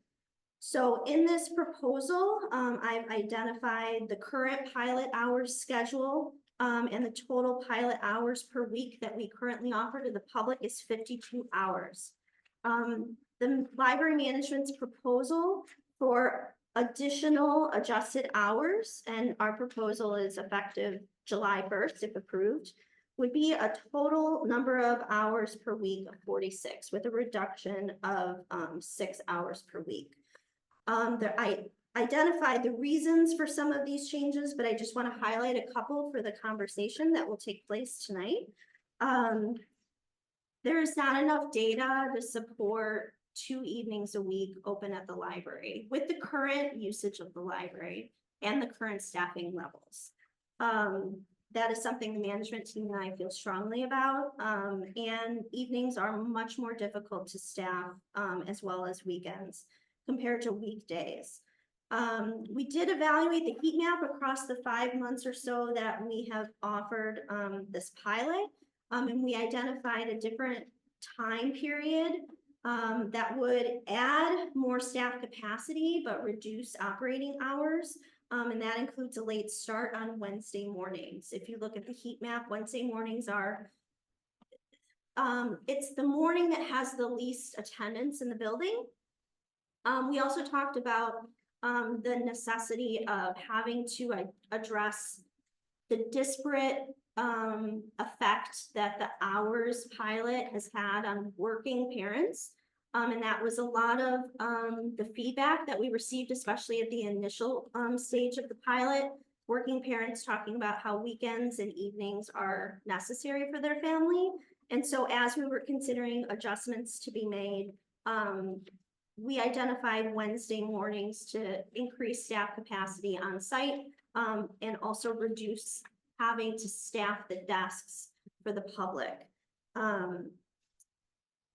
I would be glad to answer any questions. Otherwise, I will defer to the board for discussion and possible vote at this time. Can you clarify with the proposed pilot effective July 1st for 6 months, for 3 months? Is there? Yeah, I think that would be a decision for the board to determine what the length of time you would recommend is. If I was asked my recommendation, I think potentially another 6 months might be helpful. That would give us a full year's worth of data at this analytical level. We do have some fall data. You might remember last year we installed the technology, the door counter. I believe it was October and November, we had that data. It's similar to what we've seen in the spring and winter, but we didn't have adjusted hours at that time. We had full hours, we had 4 evenings a week and Sundays. So it's not a apples to apples comparison. I would be open to what the board suggests as the length for an extended pilot, given the context of everything that was discussed. I have another Yes. share there. So I know on Fridays, once a month, there's the late opening as well. Has there been consideration about that also looking into, you know, it's another 2 hours, right, per month of service time? Has there been consideration on that change with this Wednesday late start also being proposed, that like those coincide at some point or something to, just like thinking about the variation in hours for the community where like people show up and like, oh. Right, and part of that is, I think just naturally going to happen because patrons use the library in different paces. Like there are some library users that only come over the summer. And so we're actually answering more questions about the pilot now than we have been in the last couple months because our regular users have been here and know about it. So I think given the fact that we're in a pilot and we might extend that, we're still going to have people who come and are frustrated. There was a comment from the museum staff that was brought to my attention because people, we were closed on a Friday morning for a staff meeting and they didn't know about it despite it being in our communication. So I do think that that's just going to happen. But no, we hadn't talked about that. Fridays specifically are a day that works for a lot of staff. But if that is the recommendation of the board that we bring back 2 hours a month, because right now our staff meetings are 2 hours a month and it's not all year long. It's only the fall through the May month. Over the summer, we don't do that because it's so busy. We can't accommodate that and we're here to serve the public. So we don't close on Fridays over the summer. I have some questions about that. I wanted to say thank you so much for putting all this information together. It was very informative. But I did have a few questions. Yeah. So I was curious, can you walk us through a little bit? How have our how's our staffing model changed so much that, so we've already reduced hours once. And so now we're talking about reducing hours again. And I was curious, how have things changed so that we're not able to support even the reduced hours that we're already on? We have had increased leave usage. We have like the sick time very high. Yep. A library has a personnel policy such as ours. It's a board approved policy. Our part-timers who work more than 20 hours a week, all the way through full-time, are eligible to accrue different types of leave. And I've identified that in the chart here. Leave such as vacation, sick time, personnel, bereavement, all of that. We have 6 full-timers in our library. The people that have been impacted by personal issues is what I'll say in a public meeting. We can talk about this more in a closed session. The staff that have been impacted the most by personal issues are people that have accrued paid leave. I won't give specifics, but I have at least 3 off the top of my head that I know you and I have discussed in the past. 2 of those people have been approved for paid emergency leave as per our personnel policy. And an organization such as ours needs to evaluate how much staffing we have in order to accommodate the leave that just naturally occurs. If we're going to have a policy that says a staff member is paid 12 weeks of personnel leave for an emergency or medical situation, such as a birth of a child, we need to be able to support that policy and provide that leave. So we have been doing that for the people that are eligible for that leave. In addition to that, we also have people that naturally want to go on vacations that have 4 weeks of vacation earned because they are full timers. As an organization, we need to be able to float those leave hours and also still accommodate and staff a building such as ours. We have 6 full-timers and 17 part-timers. In my opinion, over the last 5 months, we are not even able to support, without the leaves, the personal leaves that have been approved, we are not able to even support the full-timers taking their paid leave that they earn and accrue, and the organization cannot sustain without those staff members in the building. And I haven't been able to evaluate that until our pilot, our adjusted hours, and I haven't been able to actually assess the effectiveness of our staffing model until we were able to reduce enough where we can start breathing again. You might recall the presentations from Katie Horner and Martha O'Hara last fall. The sustainability of the organization is of the utmost importance to me. I also think that as a public institution that provides paid leave to full-timers as well as part-timers over a certain amount of hours, it's imperative on the organization that you provide a staffing model that supports those people to take their benefited leave. I do not feel that we currently can do that in our hours, and thus I have the proposed pilot hours for you. So what could we do to adjust the staffing model so that we don't have to reduce hours? Yep, we would add more staff. And that is a financial implication on the library. The hours that we've added since I started here, and I just want to acknowledge the finance committee and the library board has approved more hours. We've added hours incrementally to individual positions. We have not, and we added 1 more position as our part-time adult services librarian. That has not provided the amount of respite that this organization needs to support the already accrued leave of our full-timers. We need more full-timers and we need more hours in the building. I talked to someone today in the focus group about their disappointment in Sunday hours not returning, at least for the known future. And I also wrapped that into a conversation about our operational costs and the building costs. I think the board is doing a lot of great work in trying to evaluate and analyze our current finances.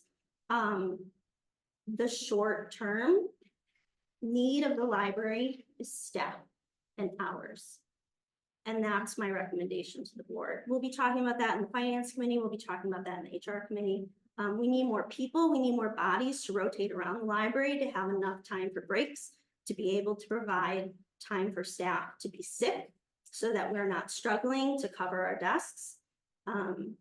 That is what this organization needs. I appreciate the questions.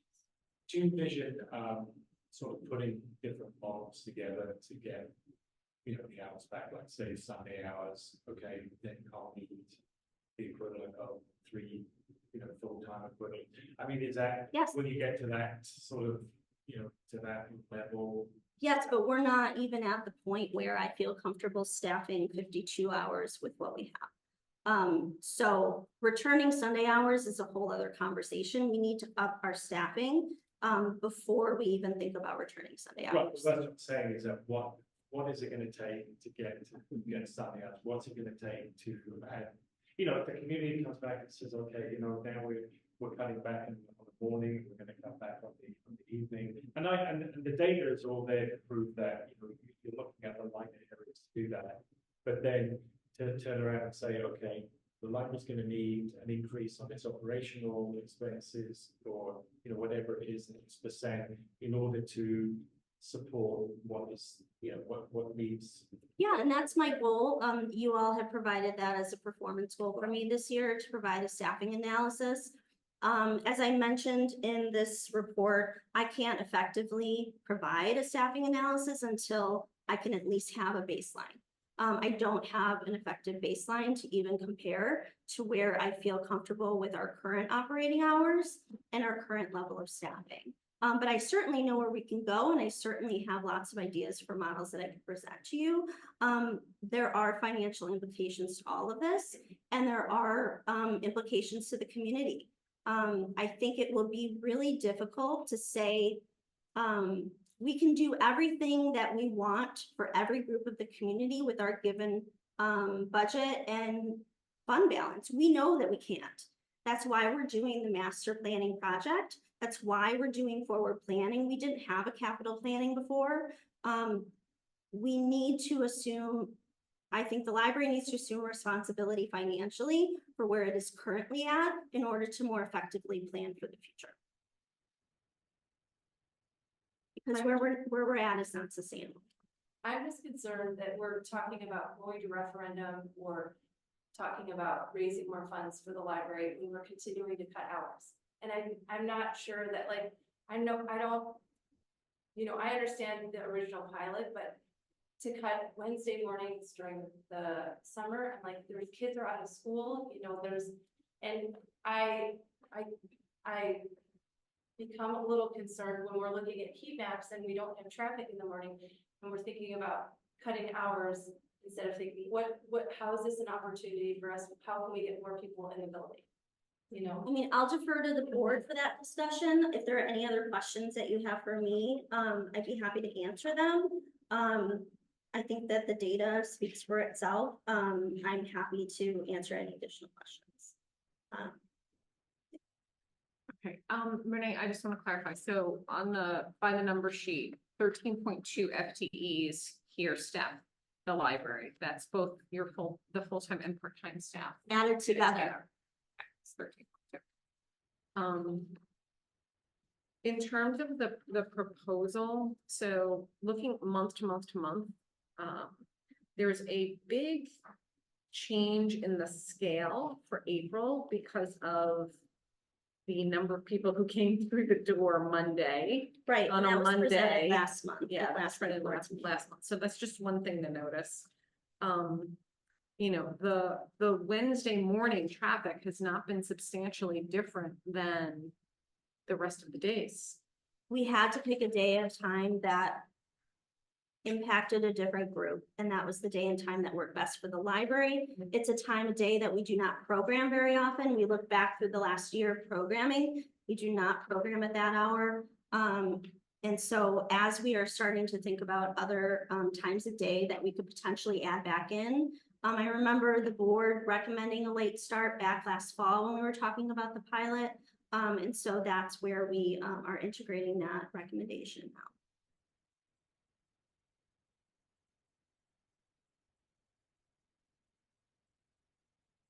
I think it's a really good point that Jenny brings up, that whatever plan the board has for the future of this library, if there's a financial implication or a financial ask to the community, they're going to see the changes that are taking place now and wonder, well, why do you need to make these changes now in order to ask for a ton of money later on? It only, in my opinion, serves the library's efforts to be able to show that we are tightening our belts financially and doing our best that we can with the tax dollars that we do have, so that we can plan long-term for increases in capital and operations. Any ask that the library board wants to provide the community in increases of funding could be brought together in both capital and operational. So in terms of asking the community for more money in terms of the building, you could also say, we know and we have heard you that you want Sunday hours back. We know we heard you, you want evening hours back. We're not able to do that in our current financial state. However, this is our plan to be able to return that to you because we've heard you, and we know that's a need for the community. So I just want to thank you, Jenny, for bringing those questions up and providing that context. In reading this proposal, which I go, Jenny, thank you for being such a thoughtful piece together. Jenny, or I'm sorry, with Jenny's comment. Oh, I thank see. you for Sorry, I didn't understand. Thank you. Proposal together. Reading it as a community member, if I remove myself, it does feel like a taking away of additional things. And I'm saying that as if I don't understand any context around it, which I obviously do as a trustee. And I think it is a taking It away is. from the community. Yeah. And I think the reason that I feel it's imperative at this point is because there is no other option in order to make sure that we continue our financial planning for the library. Yes, and you don't have to explain that to me. Okay. I'm saying this as if I am a community member who has not been following along, I have not been reading the letters, I come with my kids Yeah. on a Wednesday. There are a lot of people like that. And I will say most of my peers probably are Mhm. like that. Mhm. I can understand where this would land for somebody. And I also can understand stepping back, seeing like teeing it up for a long term planning. We have to become sustainable in order to have the capacity to plan to then bring these things back. But similar to what Bill said, like this idea of presenting with like a pathway to something else, like there are pathways to your Sundays being open 12 to 4 again. That's 4 hours. That would still be a reduction, right, in number of hours, although it's a different day, which is difficult to staff. But having some sort of transparency around like these are the pathways we view towards, you know, options in the future. Knowing that that comes from a place of staffing, financial implications, community input, all of that.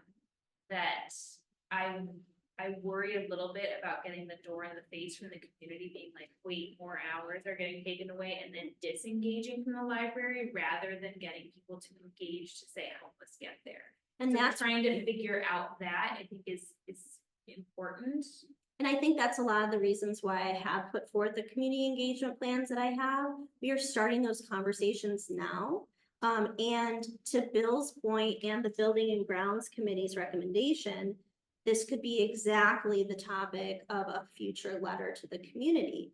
These are the reasons why we're doing this now. These are our short-term goals and these are our long-term goals. If our long-term goal is to increase financial resources for the Lake Bluff Public Library, we are having engagement meetings with the community, we are having focus groups, and we're also trying to be good stewards of the funding that we do have to fix as much as we possibly can with as little money as we have. I think that what could happen is the initial slam of the door in the face, and then as more education and engagement occurs, which it would continue, so we have our long-range planning coming up, more focus groups, more surveys. The more that people understand what the library is going through, the more they're supporting us. And I saw that in the data of the responses of these surveys. Yeah, I think I agree with that. I worry about the contingency that's not going to engage at all. I don't think that would even be that would be the opposite of what I would advocate for. We have done nothing but engage with the surveys of the hours. Yeah. So I would only want to increase that. Right. And I don't mean it from the library side. I mean more like I am concerned about Usage. yes, Yeah. that people, Yeah. they just go like fully, and then you're not even getting them to provide the input in a survey. You're just losing that demographic. And then when we then collect more data in an extended pilot, we're getting less usage, which is informing potentially in the wrong direction from community need. I mean, we had people say, oh, well, now you're just sending me to Lake Forest. Yeah. You know, and so, I mean, that's absolutely true. We are lucky enough to have a small library with as much square feet as we have for as small of a town as we have. And also we are surrounded by other libraries that provide services. There is I think a real challenge for public libraries to be everything to all people. And the amount of time I've spent in this position, I think we have done as much as we possibly have, as long as we could, and we're kind of at a tipping point where something needs to change. And I feel strongly that the community needs to experience some pullback of access in order to understand the value of the library. Like the gas leak, we had to close, you know, people were shocked at the library not being open. But I really do think that it would only further engage them and have them ask questions as to why. and we would be there, ready to answer with our plans, ready to invite them for more discussion. Will there be continued ability, because the survey ends the end. Which survey are you Well, talking that about? survey, is there some kind of accessibility they have to, voice their? I'm sorry, which survey first? No, just the other. Yeah, we have our long range planning coming up. We have to hire a new or someone, we have to put together an RFP. And then we're doing long range planning, strategic planning with the community for them to continue to engage. I could continue to have, or I could plan my Friday nights in the or Friday mornings in the Stro room coffee with the trustee. We haven't implemented that, but there are ideas that we can put forward to continue to engage the community, important conversations about the library and why we're at where we're at. And to listen to any Yes, concerns that they might have. yes. Which is what, the last 5 months have been for me, responding to emails, responding to people knocking on the doors. So I'd like to jump in. Yeah, I don't know if there are I any want to other make sure that, questions I for just me. want to make sure that that point was fully addressed. Again, happy to answer any other questions. I just want to make sure the board has enough time to deliberate. Right, so I've been toying around with numbers for a while to try to make it make sense. And to me, it seems to all come down to the percentage of leave. I believe the percentage of leave for May and June are gonna be very similar. Right, with 13.2 FTEs. You multiply that by 40 hours, it's 528 hours. Bill, you can check my math. But then 40% of the hours paid were leave. Like, people got paid, they didn't, they earned their 4 weeks vacation or 5 weeks vacation, sick leave, 12-week emergency leave, whatever. So chop 40% of those available hours are out. That's why we're having difficulty staffing the building. There was a brief period of time, I think back in like January, with things in the commentary from our managers, or, gosh, it was much less pressure, there was much less scrambling coverage. We're now at a point where we're paying, 35% in the month of April, 40% in the month of May. Hours is leave. And those are They're gone, and those were weekly hours, 40 hours a week for the 13.2 heads. So if ideal staffing is 4 people at a desk for 52 hours that were open, you've got 208 hours that are at a desk of the balance. There's a big difference between the number of hours that the staff provides versus the number of hours that are actually worked in the building. Because there's a lot of leave. There's a lot of leave right now. And that's a very unpredictable thing for an organization to plan for. And this is the first time this organization has ever delved into this data, because the library has just made it work in the past or left the desks unstaffed. And I'm not allowing staff to do that. I'm also encouraging as much time taken so we don't run out, or we don't come to a time where people have to get extensions to take their time, which I know I've talked to some of the committees already about this. Extending periods of time to take the leave, it just indicates to me that there's already a problem, that people don't have enough time to take the leave in the time period that you are offering them. And so, yeah, I mean, an organization needs to figure out how much leave it can carry, and on top of that, or should carry at any point in time, because at any point in time, someone could get pregnant, someone's family could die, someone could have a situation that they need to address, someone could go to Europe for 2 weeks. We have staff that have lives that get accrued paid leave to do that. And so we as an organization need to be able to carry that and still provide programming, collection development, desk staff, all of that. And this is the first time we've ever evaluated this at this library. And again, I appreciate the board being willing to have this conversation, because These are some hard topics to consider. You have two sort of things that are going, that are contributing to this. The first is, as your employees here, they accrue more time. So now instead of some of that. Is that the case? I don't We think that's don't the have a case graduated. That's not the Okay, case. so for that's- municipal employees. It's like Europe. Okay. Oh, so they pretty much, you get that right at the start. So the other part of it is, which is very unusual for any company, is this emergency 12-week paid leave. It's true that it's not common for companies. It's not true that it's uncommon for public institutions. But the village doesn't do that, it has that in their program, do they? No, they don't. Yeah. But the reason that we provide this, and my understanding, and please jump in here, is that we are too small of a library to qualify to be required to provide FMLA. Our organization is too small. I could have a full-timer, one of my managers could say that they're pregnant, and I could say, well, too bad, I need to fill your position now. I don't have to give you paid leave. I don't even have to protect your job. I'm gonna hire someone else.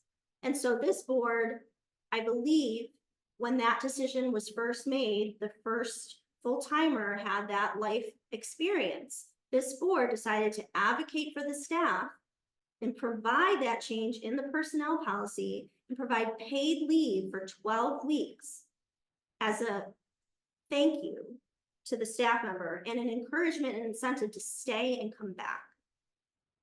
Please correct me if I'm wrong. That is essentially how I remember it, yes.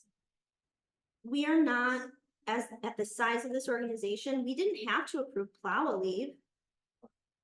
We You did. you could still elect to protect the person's position though, while they're like, So if this is a conversation about discussing the personnel policy, and if that policy is no longer serving the needs of the organization, I would love to defer that conversation to the policy committee or have that be a discussion topic on a future agenda. But I think that you're right to bring it up because it's all related. right, so look at the hours in there, I mean, you're every month has had, 400 plus hours of leave, and it's, for one reason or another. Right. So here's what I do feel like there unfortunately needs to be some, I think there's rationale for piloting another set of operating hours based on the traffic data we have, and some of the staffing challenges we have right now.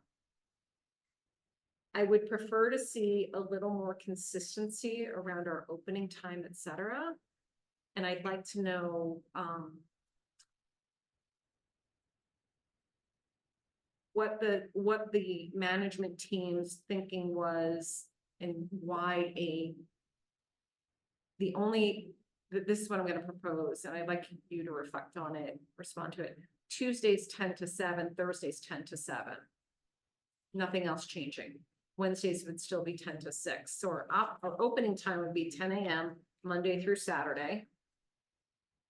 The only change from current pilot hours would be a 7 p.m. close on Tuesday, a 7 p.m. close on Thursday. So I'm going to defer to Katie Horner, who's on the call, and I want to appreciate the fact that she's been working this morning and opted to opt into this meeting to have this discussion. Katie, can you talk a little bit about the staffing challenges that we are finding on weekday evenings? Yes, sorry, give me 1 second. I just need to mute something in the background real quick. Hold on, Katie, we're having trouble hearing you. Can you try talking again? Can you hear me right now? Yeah, that's better. That is better. We've turned up the volume on the speakers. Okay, sorry, give me 1 second. There we go. So right now, the way that the schedule is the way that the schedule is constructed for the desk is it basically chunks of several hours, like 2 to 4 hours. There's a couple of 3-hour shifts in there. But right now for evenings, we have one person scheduled to work the circulation desk due to low traffic numbers. That is a that's a 6 to 9 scheduling block. Cutting, I was gonna say reducing the hours to 7 o'clock would, while it would remove operating hours, we wouldn't be seeing the biggest impact. Sorry, I am so sorry. My cat is chewing on my headphone cord and my microphone. We wouldn't see an impact to keeping the desk staffed. Ultimately, it's one person. We would only be gaining a minimal number of staffing hours if we were to make those changes. Can I reframe that and into a different way of saying it? Oh, sure. I'm sorry. No, that's okay. That way it gives you some time to deal with your cat. So we have some staff that are available to work mornings. We have some staff that are available to work afternoons, and we have some staff that are available to work evenings. The same staff that are available to work evenings are not available to work during the day and Yes. the mornings because they have full-time jobs. And they work as a second job, as a part-time job here at the library. We have full-timers that could flex to 7 p.m. That's not an issue. It's because we are so staffed by part-timers who therefore also have such a limited amount of availability. We have parents with young children that need to get home for dinner and after school time. Every part-timer has their own available time that they're working with. And so we have found it successful, and I have found it successful in other libraries, where as you're looking for and hiring people, you're looking at times of day. What times are the shifts? Mornings, afternoons, evenings. Having a 7 p.m. NT, and again, this is where I'm reframing, we still have the problem of staffing our evenings. Because we have a limited number of people that are available in the evenings. Yes, thank you, Renee. Yeah, there's and that ultimately that's also been one of the challenges that we've faced even as we've added additional staff is I've said it before and I'll say it again. Previous people who worked at the library several years ago had an enormous amount of flexibility that was used to a very high degree to keep our desks staffed at all operating hours. We don't, when those people left, we lost a lot of that flexibility. And even with adding additional people, we're still seeing times of day that are harder to staff the desks. So I'd like to reframe this a little bit myself, right? So my proposal is a reduction of 4 hours a week. And it's a reduction in the total number of hours in the evenings. There has to be some improvement there. And we're not open when it's convenient for the library to staff. We should be open when our community wants to use the library. I philosophically agree with that 100%. The fact that we have 17 part-timers, it makes it very difficult logistically to find the people that are available to work at the times that we're offering. We have had a lot of changes in hours in the last 12 months alone, and we have had a lot of flexibility in the staff that we've retained, and we've retained the vast majority despite the changes of hours. And so we are asking additional flexibility. And I will tell you, I think that the changes, whatever they end up being and the board approves, if any, it will cause turnover. In addition, because I already know that there are staff that wouldn't be able to work these hours. We absolutely need to provide what we can for the community, but with an organization at the current staffing levels, I can't do that. I don't understand how we wouldn't have people to staff.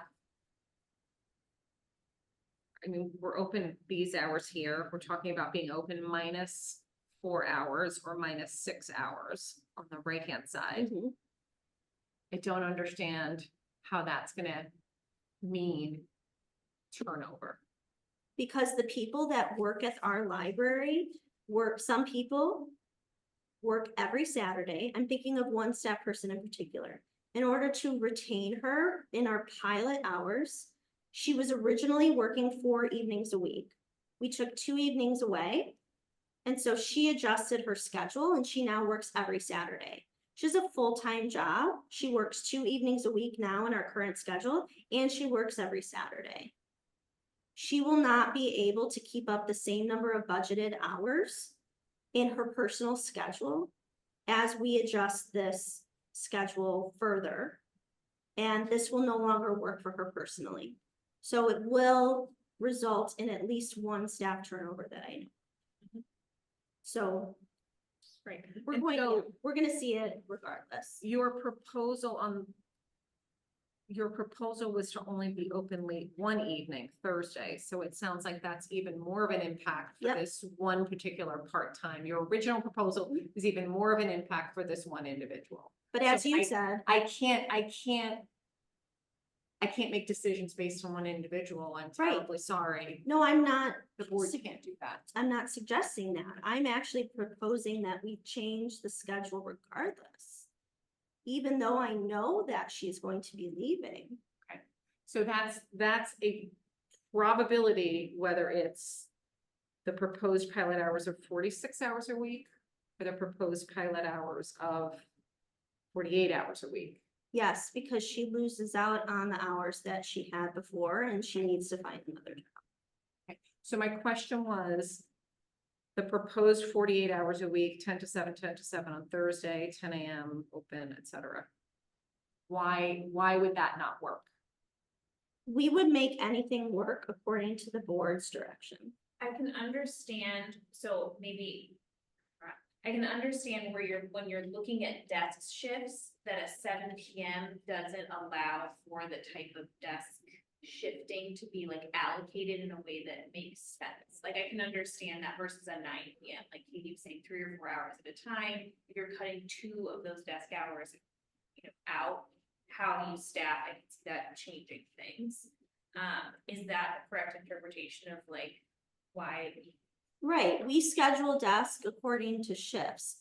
It's at least 2 hours a desk, a shift. And people, when we hire them, we ask for morning, afternoon, or evening availability.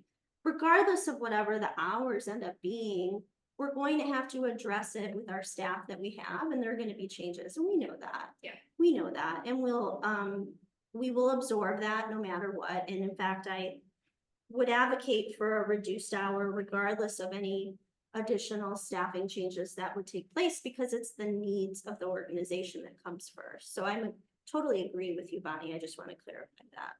Can I propose another thing for consideration in terms of standardizing opening hours is that Wednesdays go 10 to 6, everything else remains the same in the proposal and the pilot runs as a 3-month summer schedule pilot, which then also maybe doesn't irritate folks when it comes to the Sunday hours, because we've never had Sunday hours during the summer. I think that addresses some of the issues. A lot of what I'm trying to do with the proposed pilot is to add back staff capacity. And having a late start would allow the things that need to be done without having to worry about staffing 3 desks to be able to be done. I'm gonna go grab my purse from downstairs because I'm sorry, what? Katie, are you saying something? No, that was not me. Yeah, if you feel free to mute yourself. I just want to make sure if you have anything to contribute, I'd love to have it. So, I mean, we would have the same amount of hours to what you were saying, essentially. It's just I think staffing wise, we wouldn't see the benefit added back into a regular workday. Like I wouldn't have staff coming on site working from 6 to 9 at night just to do off-desk projects or collection development or processing.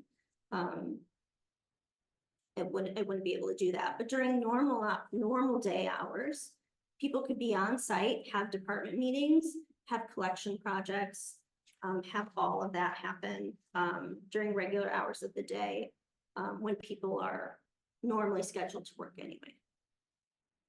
People like managers could take vacation because we wouldn't have to worry about being PICs in the building, during that time. There are options, but again, I just want to reiterate, we would support whatever direction the board wants to take it. Yeah, I think the Wednesday is the one that concerns me, and as you mentioned before, you know, some people are coming in that haven't used the library before and are asking questions about the pilot program. And now it's more the people that are not engaged with what's going on in the library that are going to be probably are not going to help us.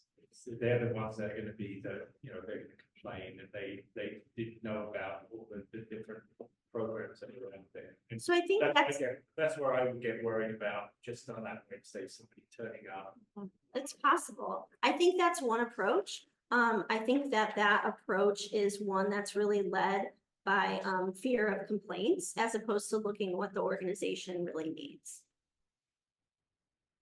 I'm happy to have conversations with anyone that complains, and I do on a regular basis. Yeah, I'm not so worried about people complaining. Me that I'm working at school, I don't know about you guys, but I'm less worried about that and more about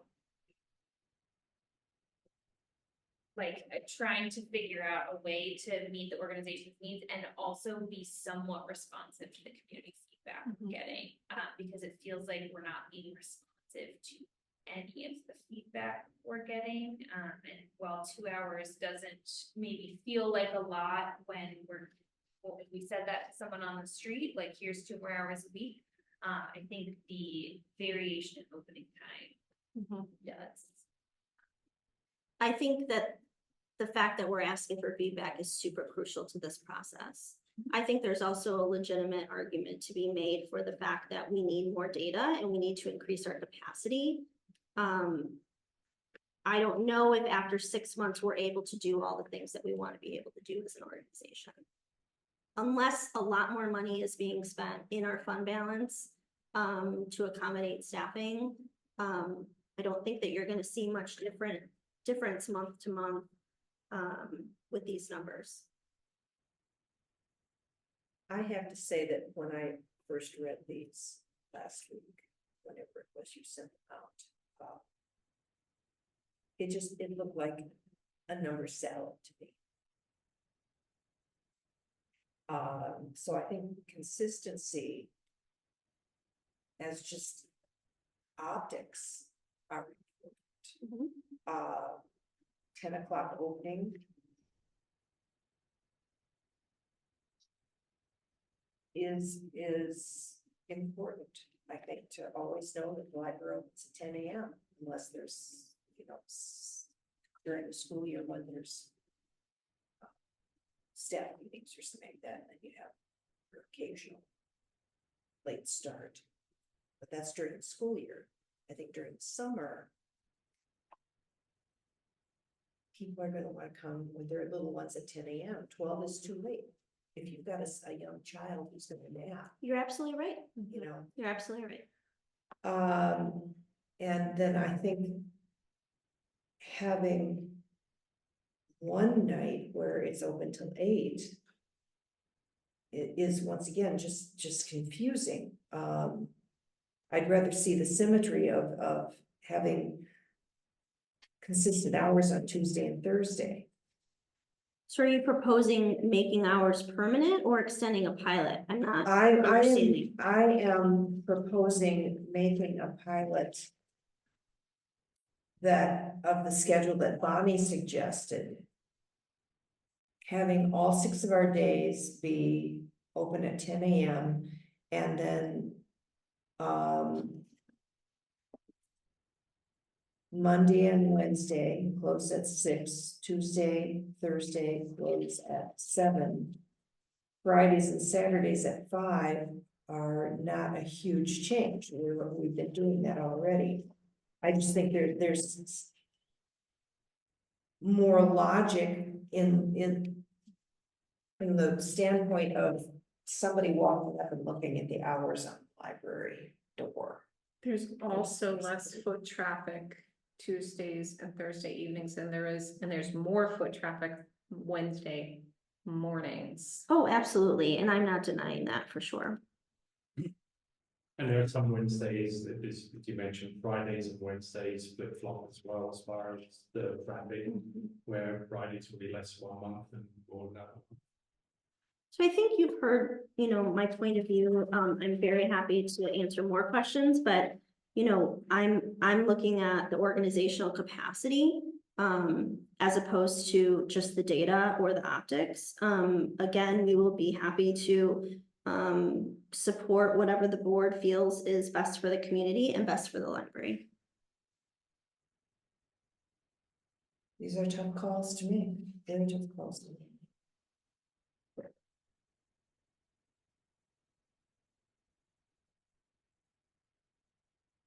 I guess my proposal would be to pilot this for 3 months. The schedule that I outlined, pilot it for 3 months, which would take us July, August, September. Okay.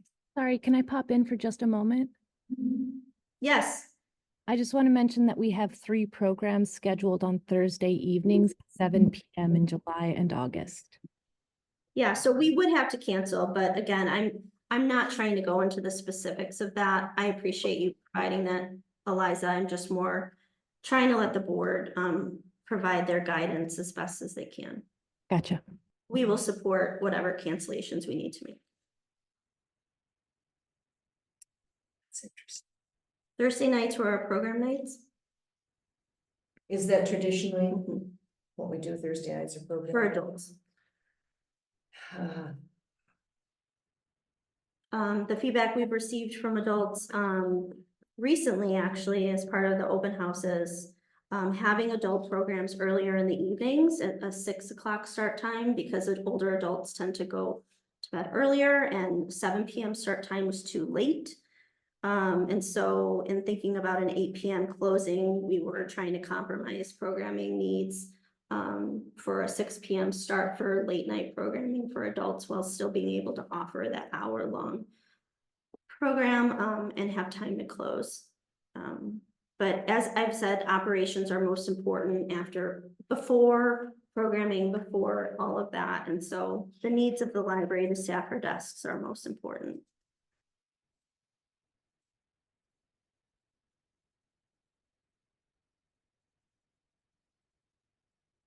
So Janie, can you recap your proposal?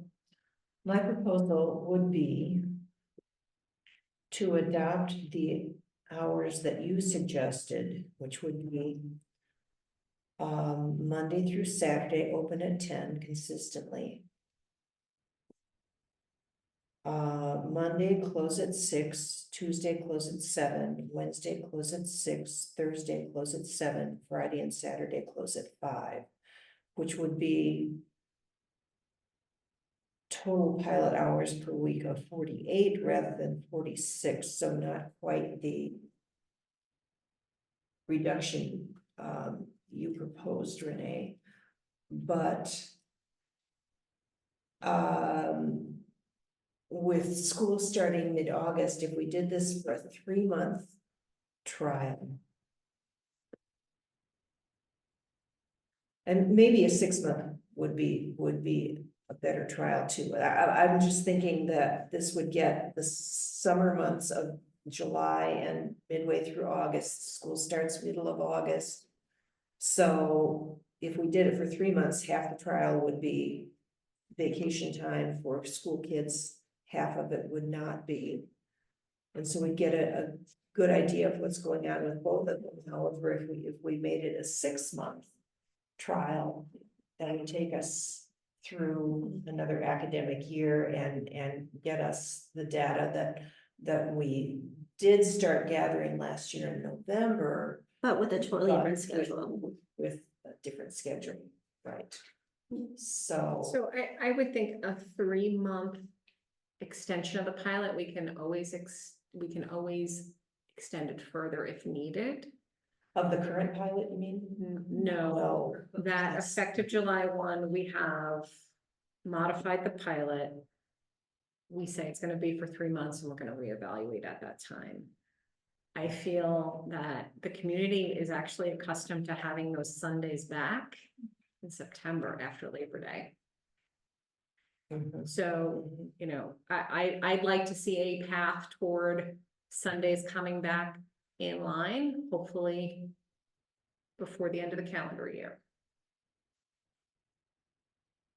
Well, certainly.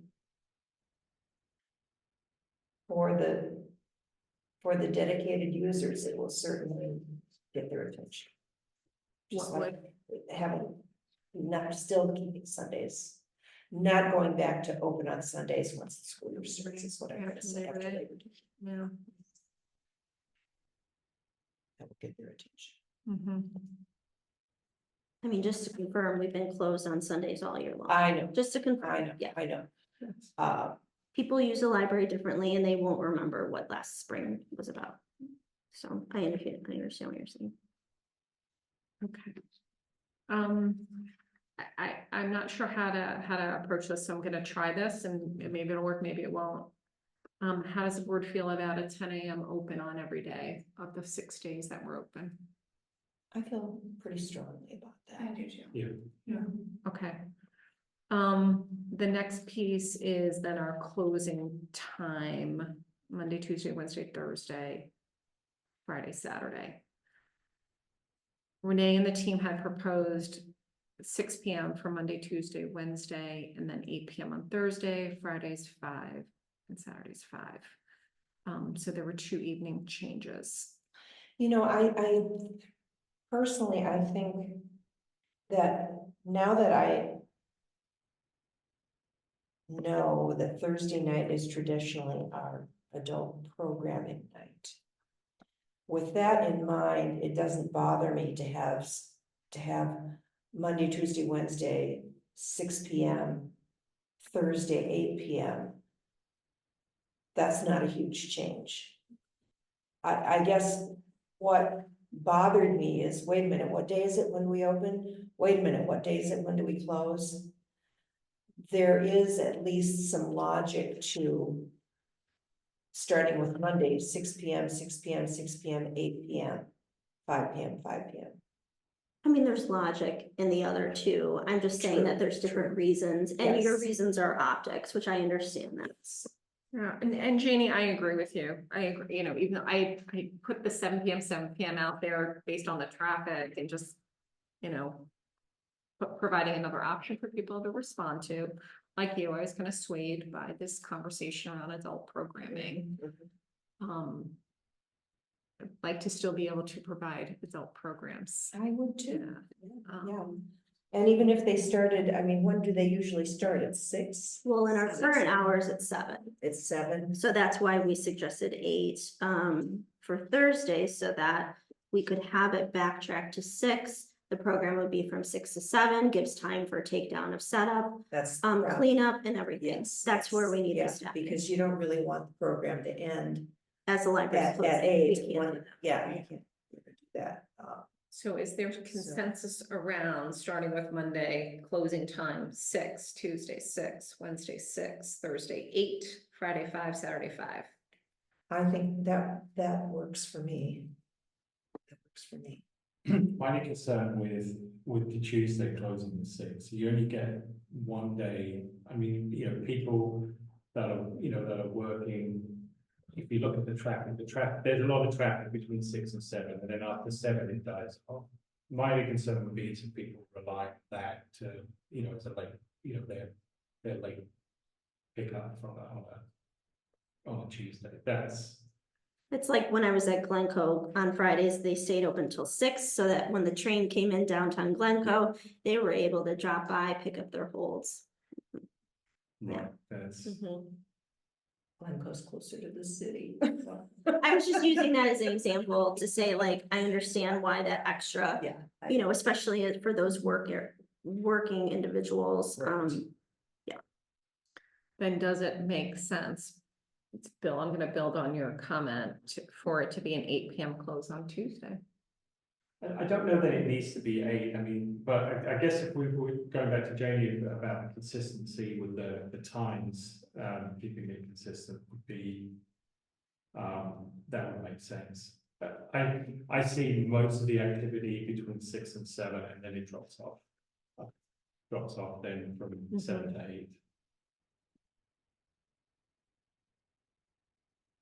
Any other comments or ideas? Again, I'm just trying to move this forward.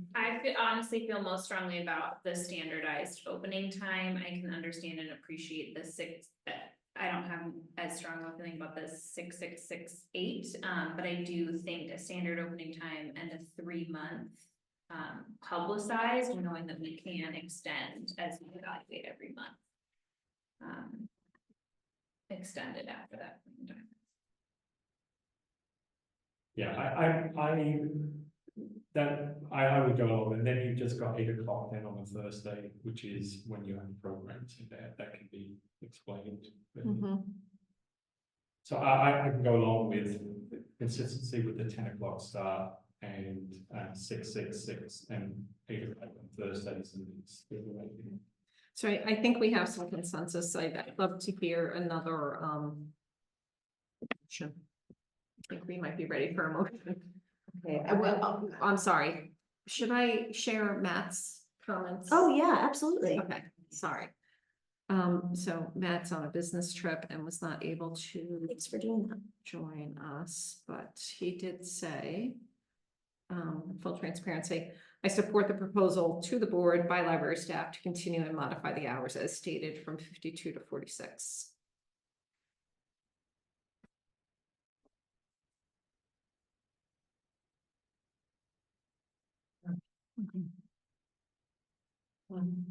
I will be happy to make the motion that we adopt a pilot hours schedule effective July 1st, 2024 for a 3-month period of time. At which we will reevaluate and possibly extend. That we will stay closed on Sundays.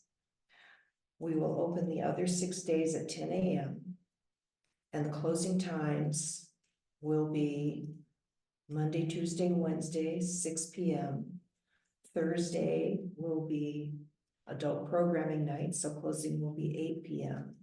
And Fridays and Saturdays will be 5 p.m. as they have been for some time now. Okay, thank you, Trustee Jerch. Is there a second?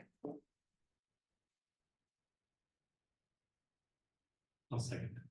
Thank you, Trustee Hayes. I would do a voice vote. Let's do a voice vote. Sorry, I'm just, Yeah, let us know when you're ready. okay, trustee Shaul. A roll call vote or voice vote? I mean, I would. Sorry, you should voice vote. Sorry, I misspoke. It should be a roll call, Okay. in my opinion, just to show the community. Okay, are you guys comfortable with that? Okay. Trustee Shaul. Aye. Trustee Jerch. Trustee Graziano. Nay. Trustee Jardine. I abstain. Can I do that?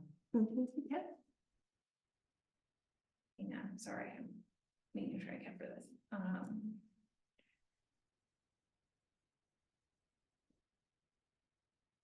Okay. Trustee Hayes. Aye. Trustee Friedeman, aye. And Matt's not here, he cannot vote, but I wanted to share his point. Okay, so here's another thing I'll say. I don't know if this is one possible place we could land. We could land that our library has one set of winter hours and one set of summer hours. We may be headed that way, and looking at the data as the weather's gotten warmer, the people coming in after 7, very, very light. I just, you know, certainly we'd like to provide programming, but,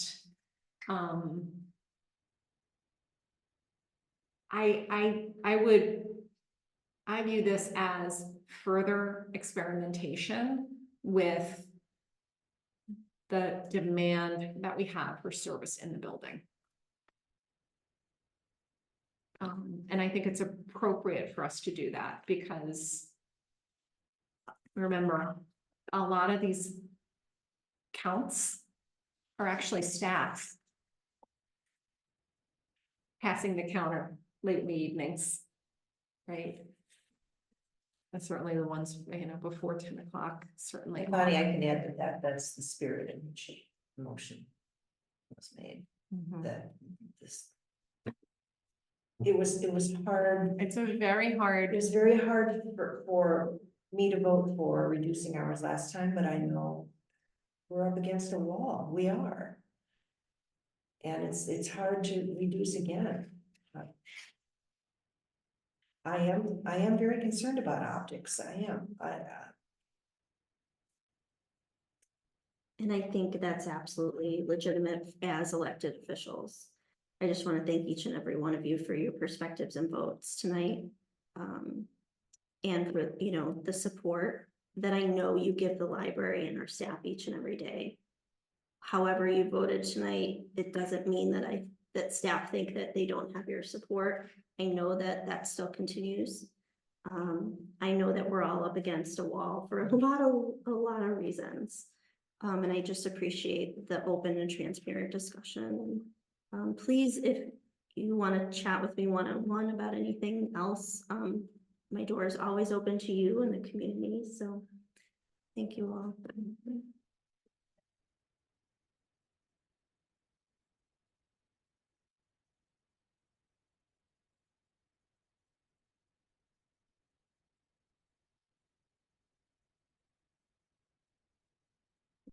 You know, I have a different agenda. I was working here. Okay. All right.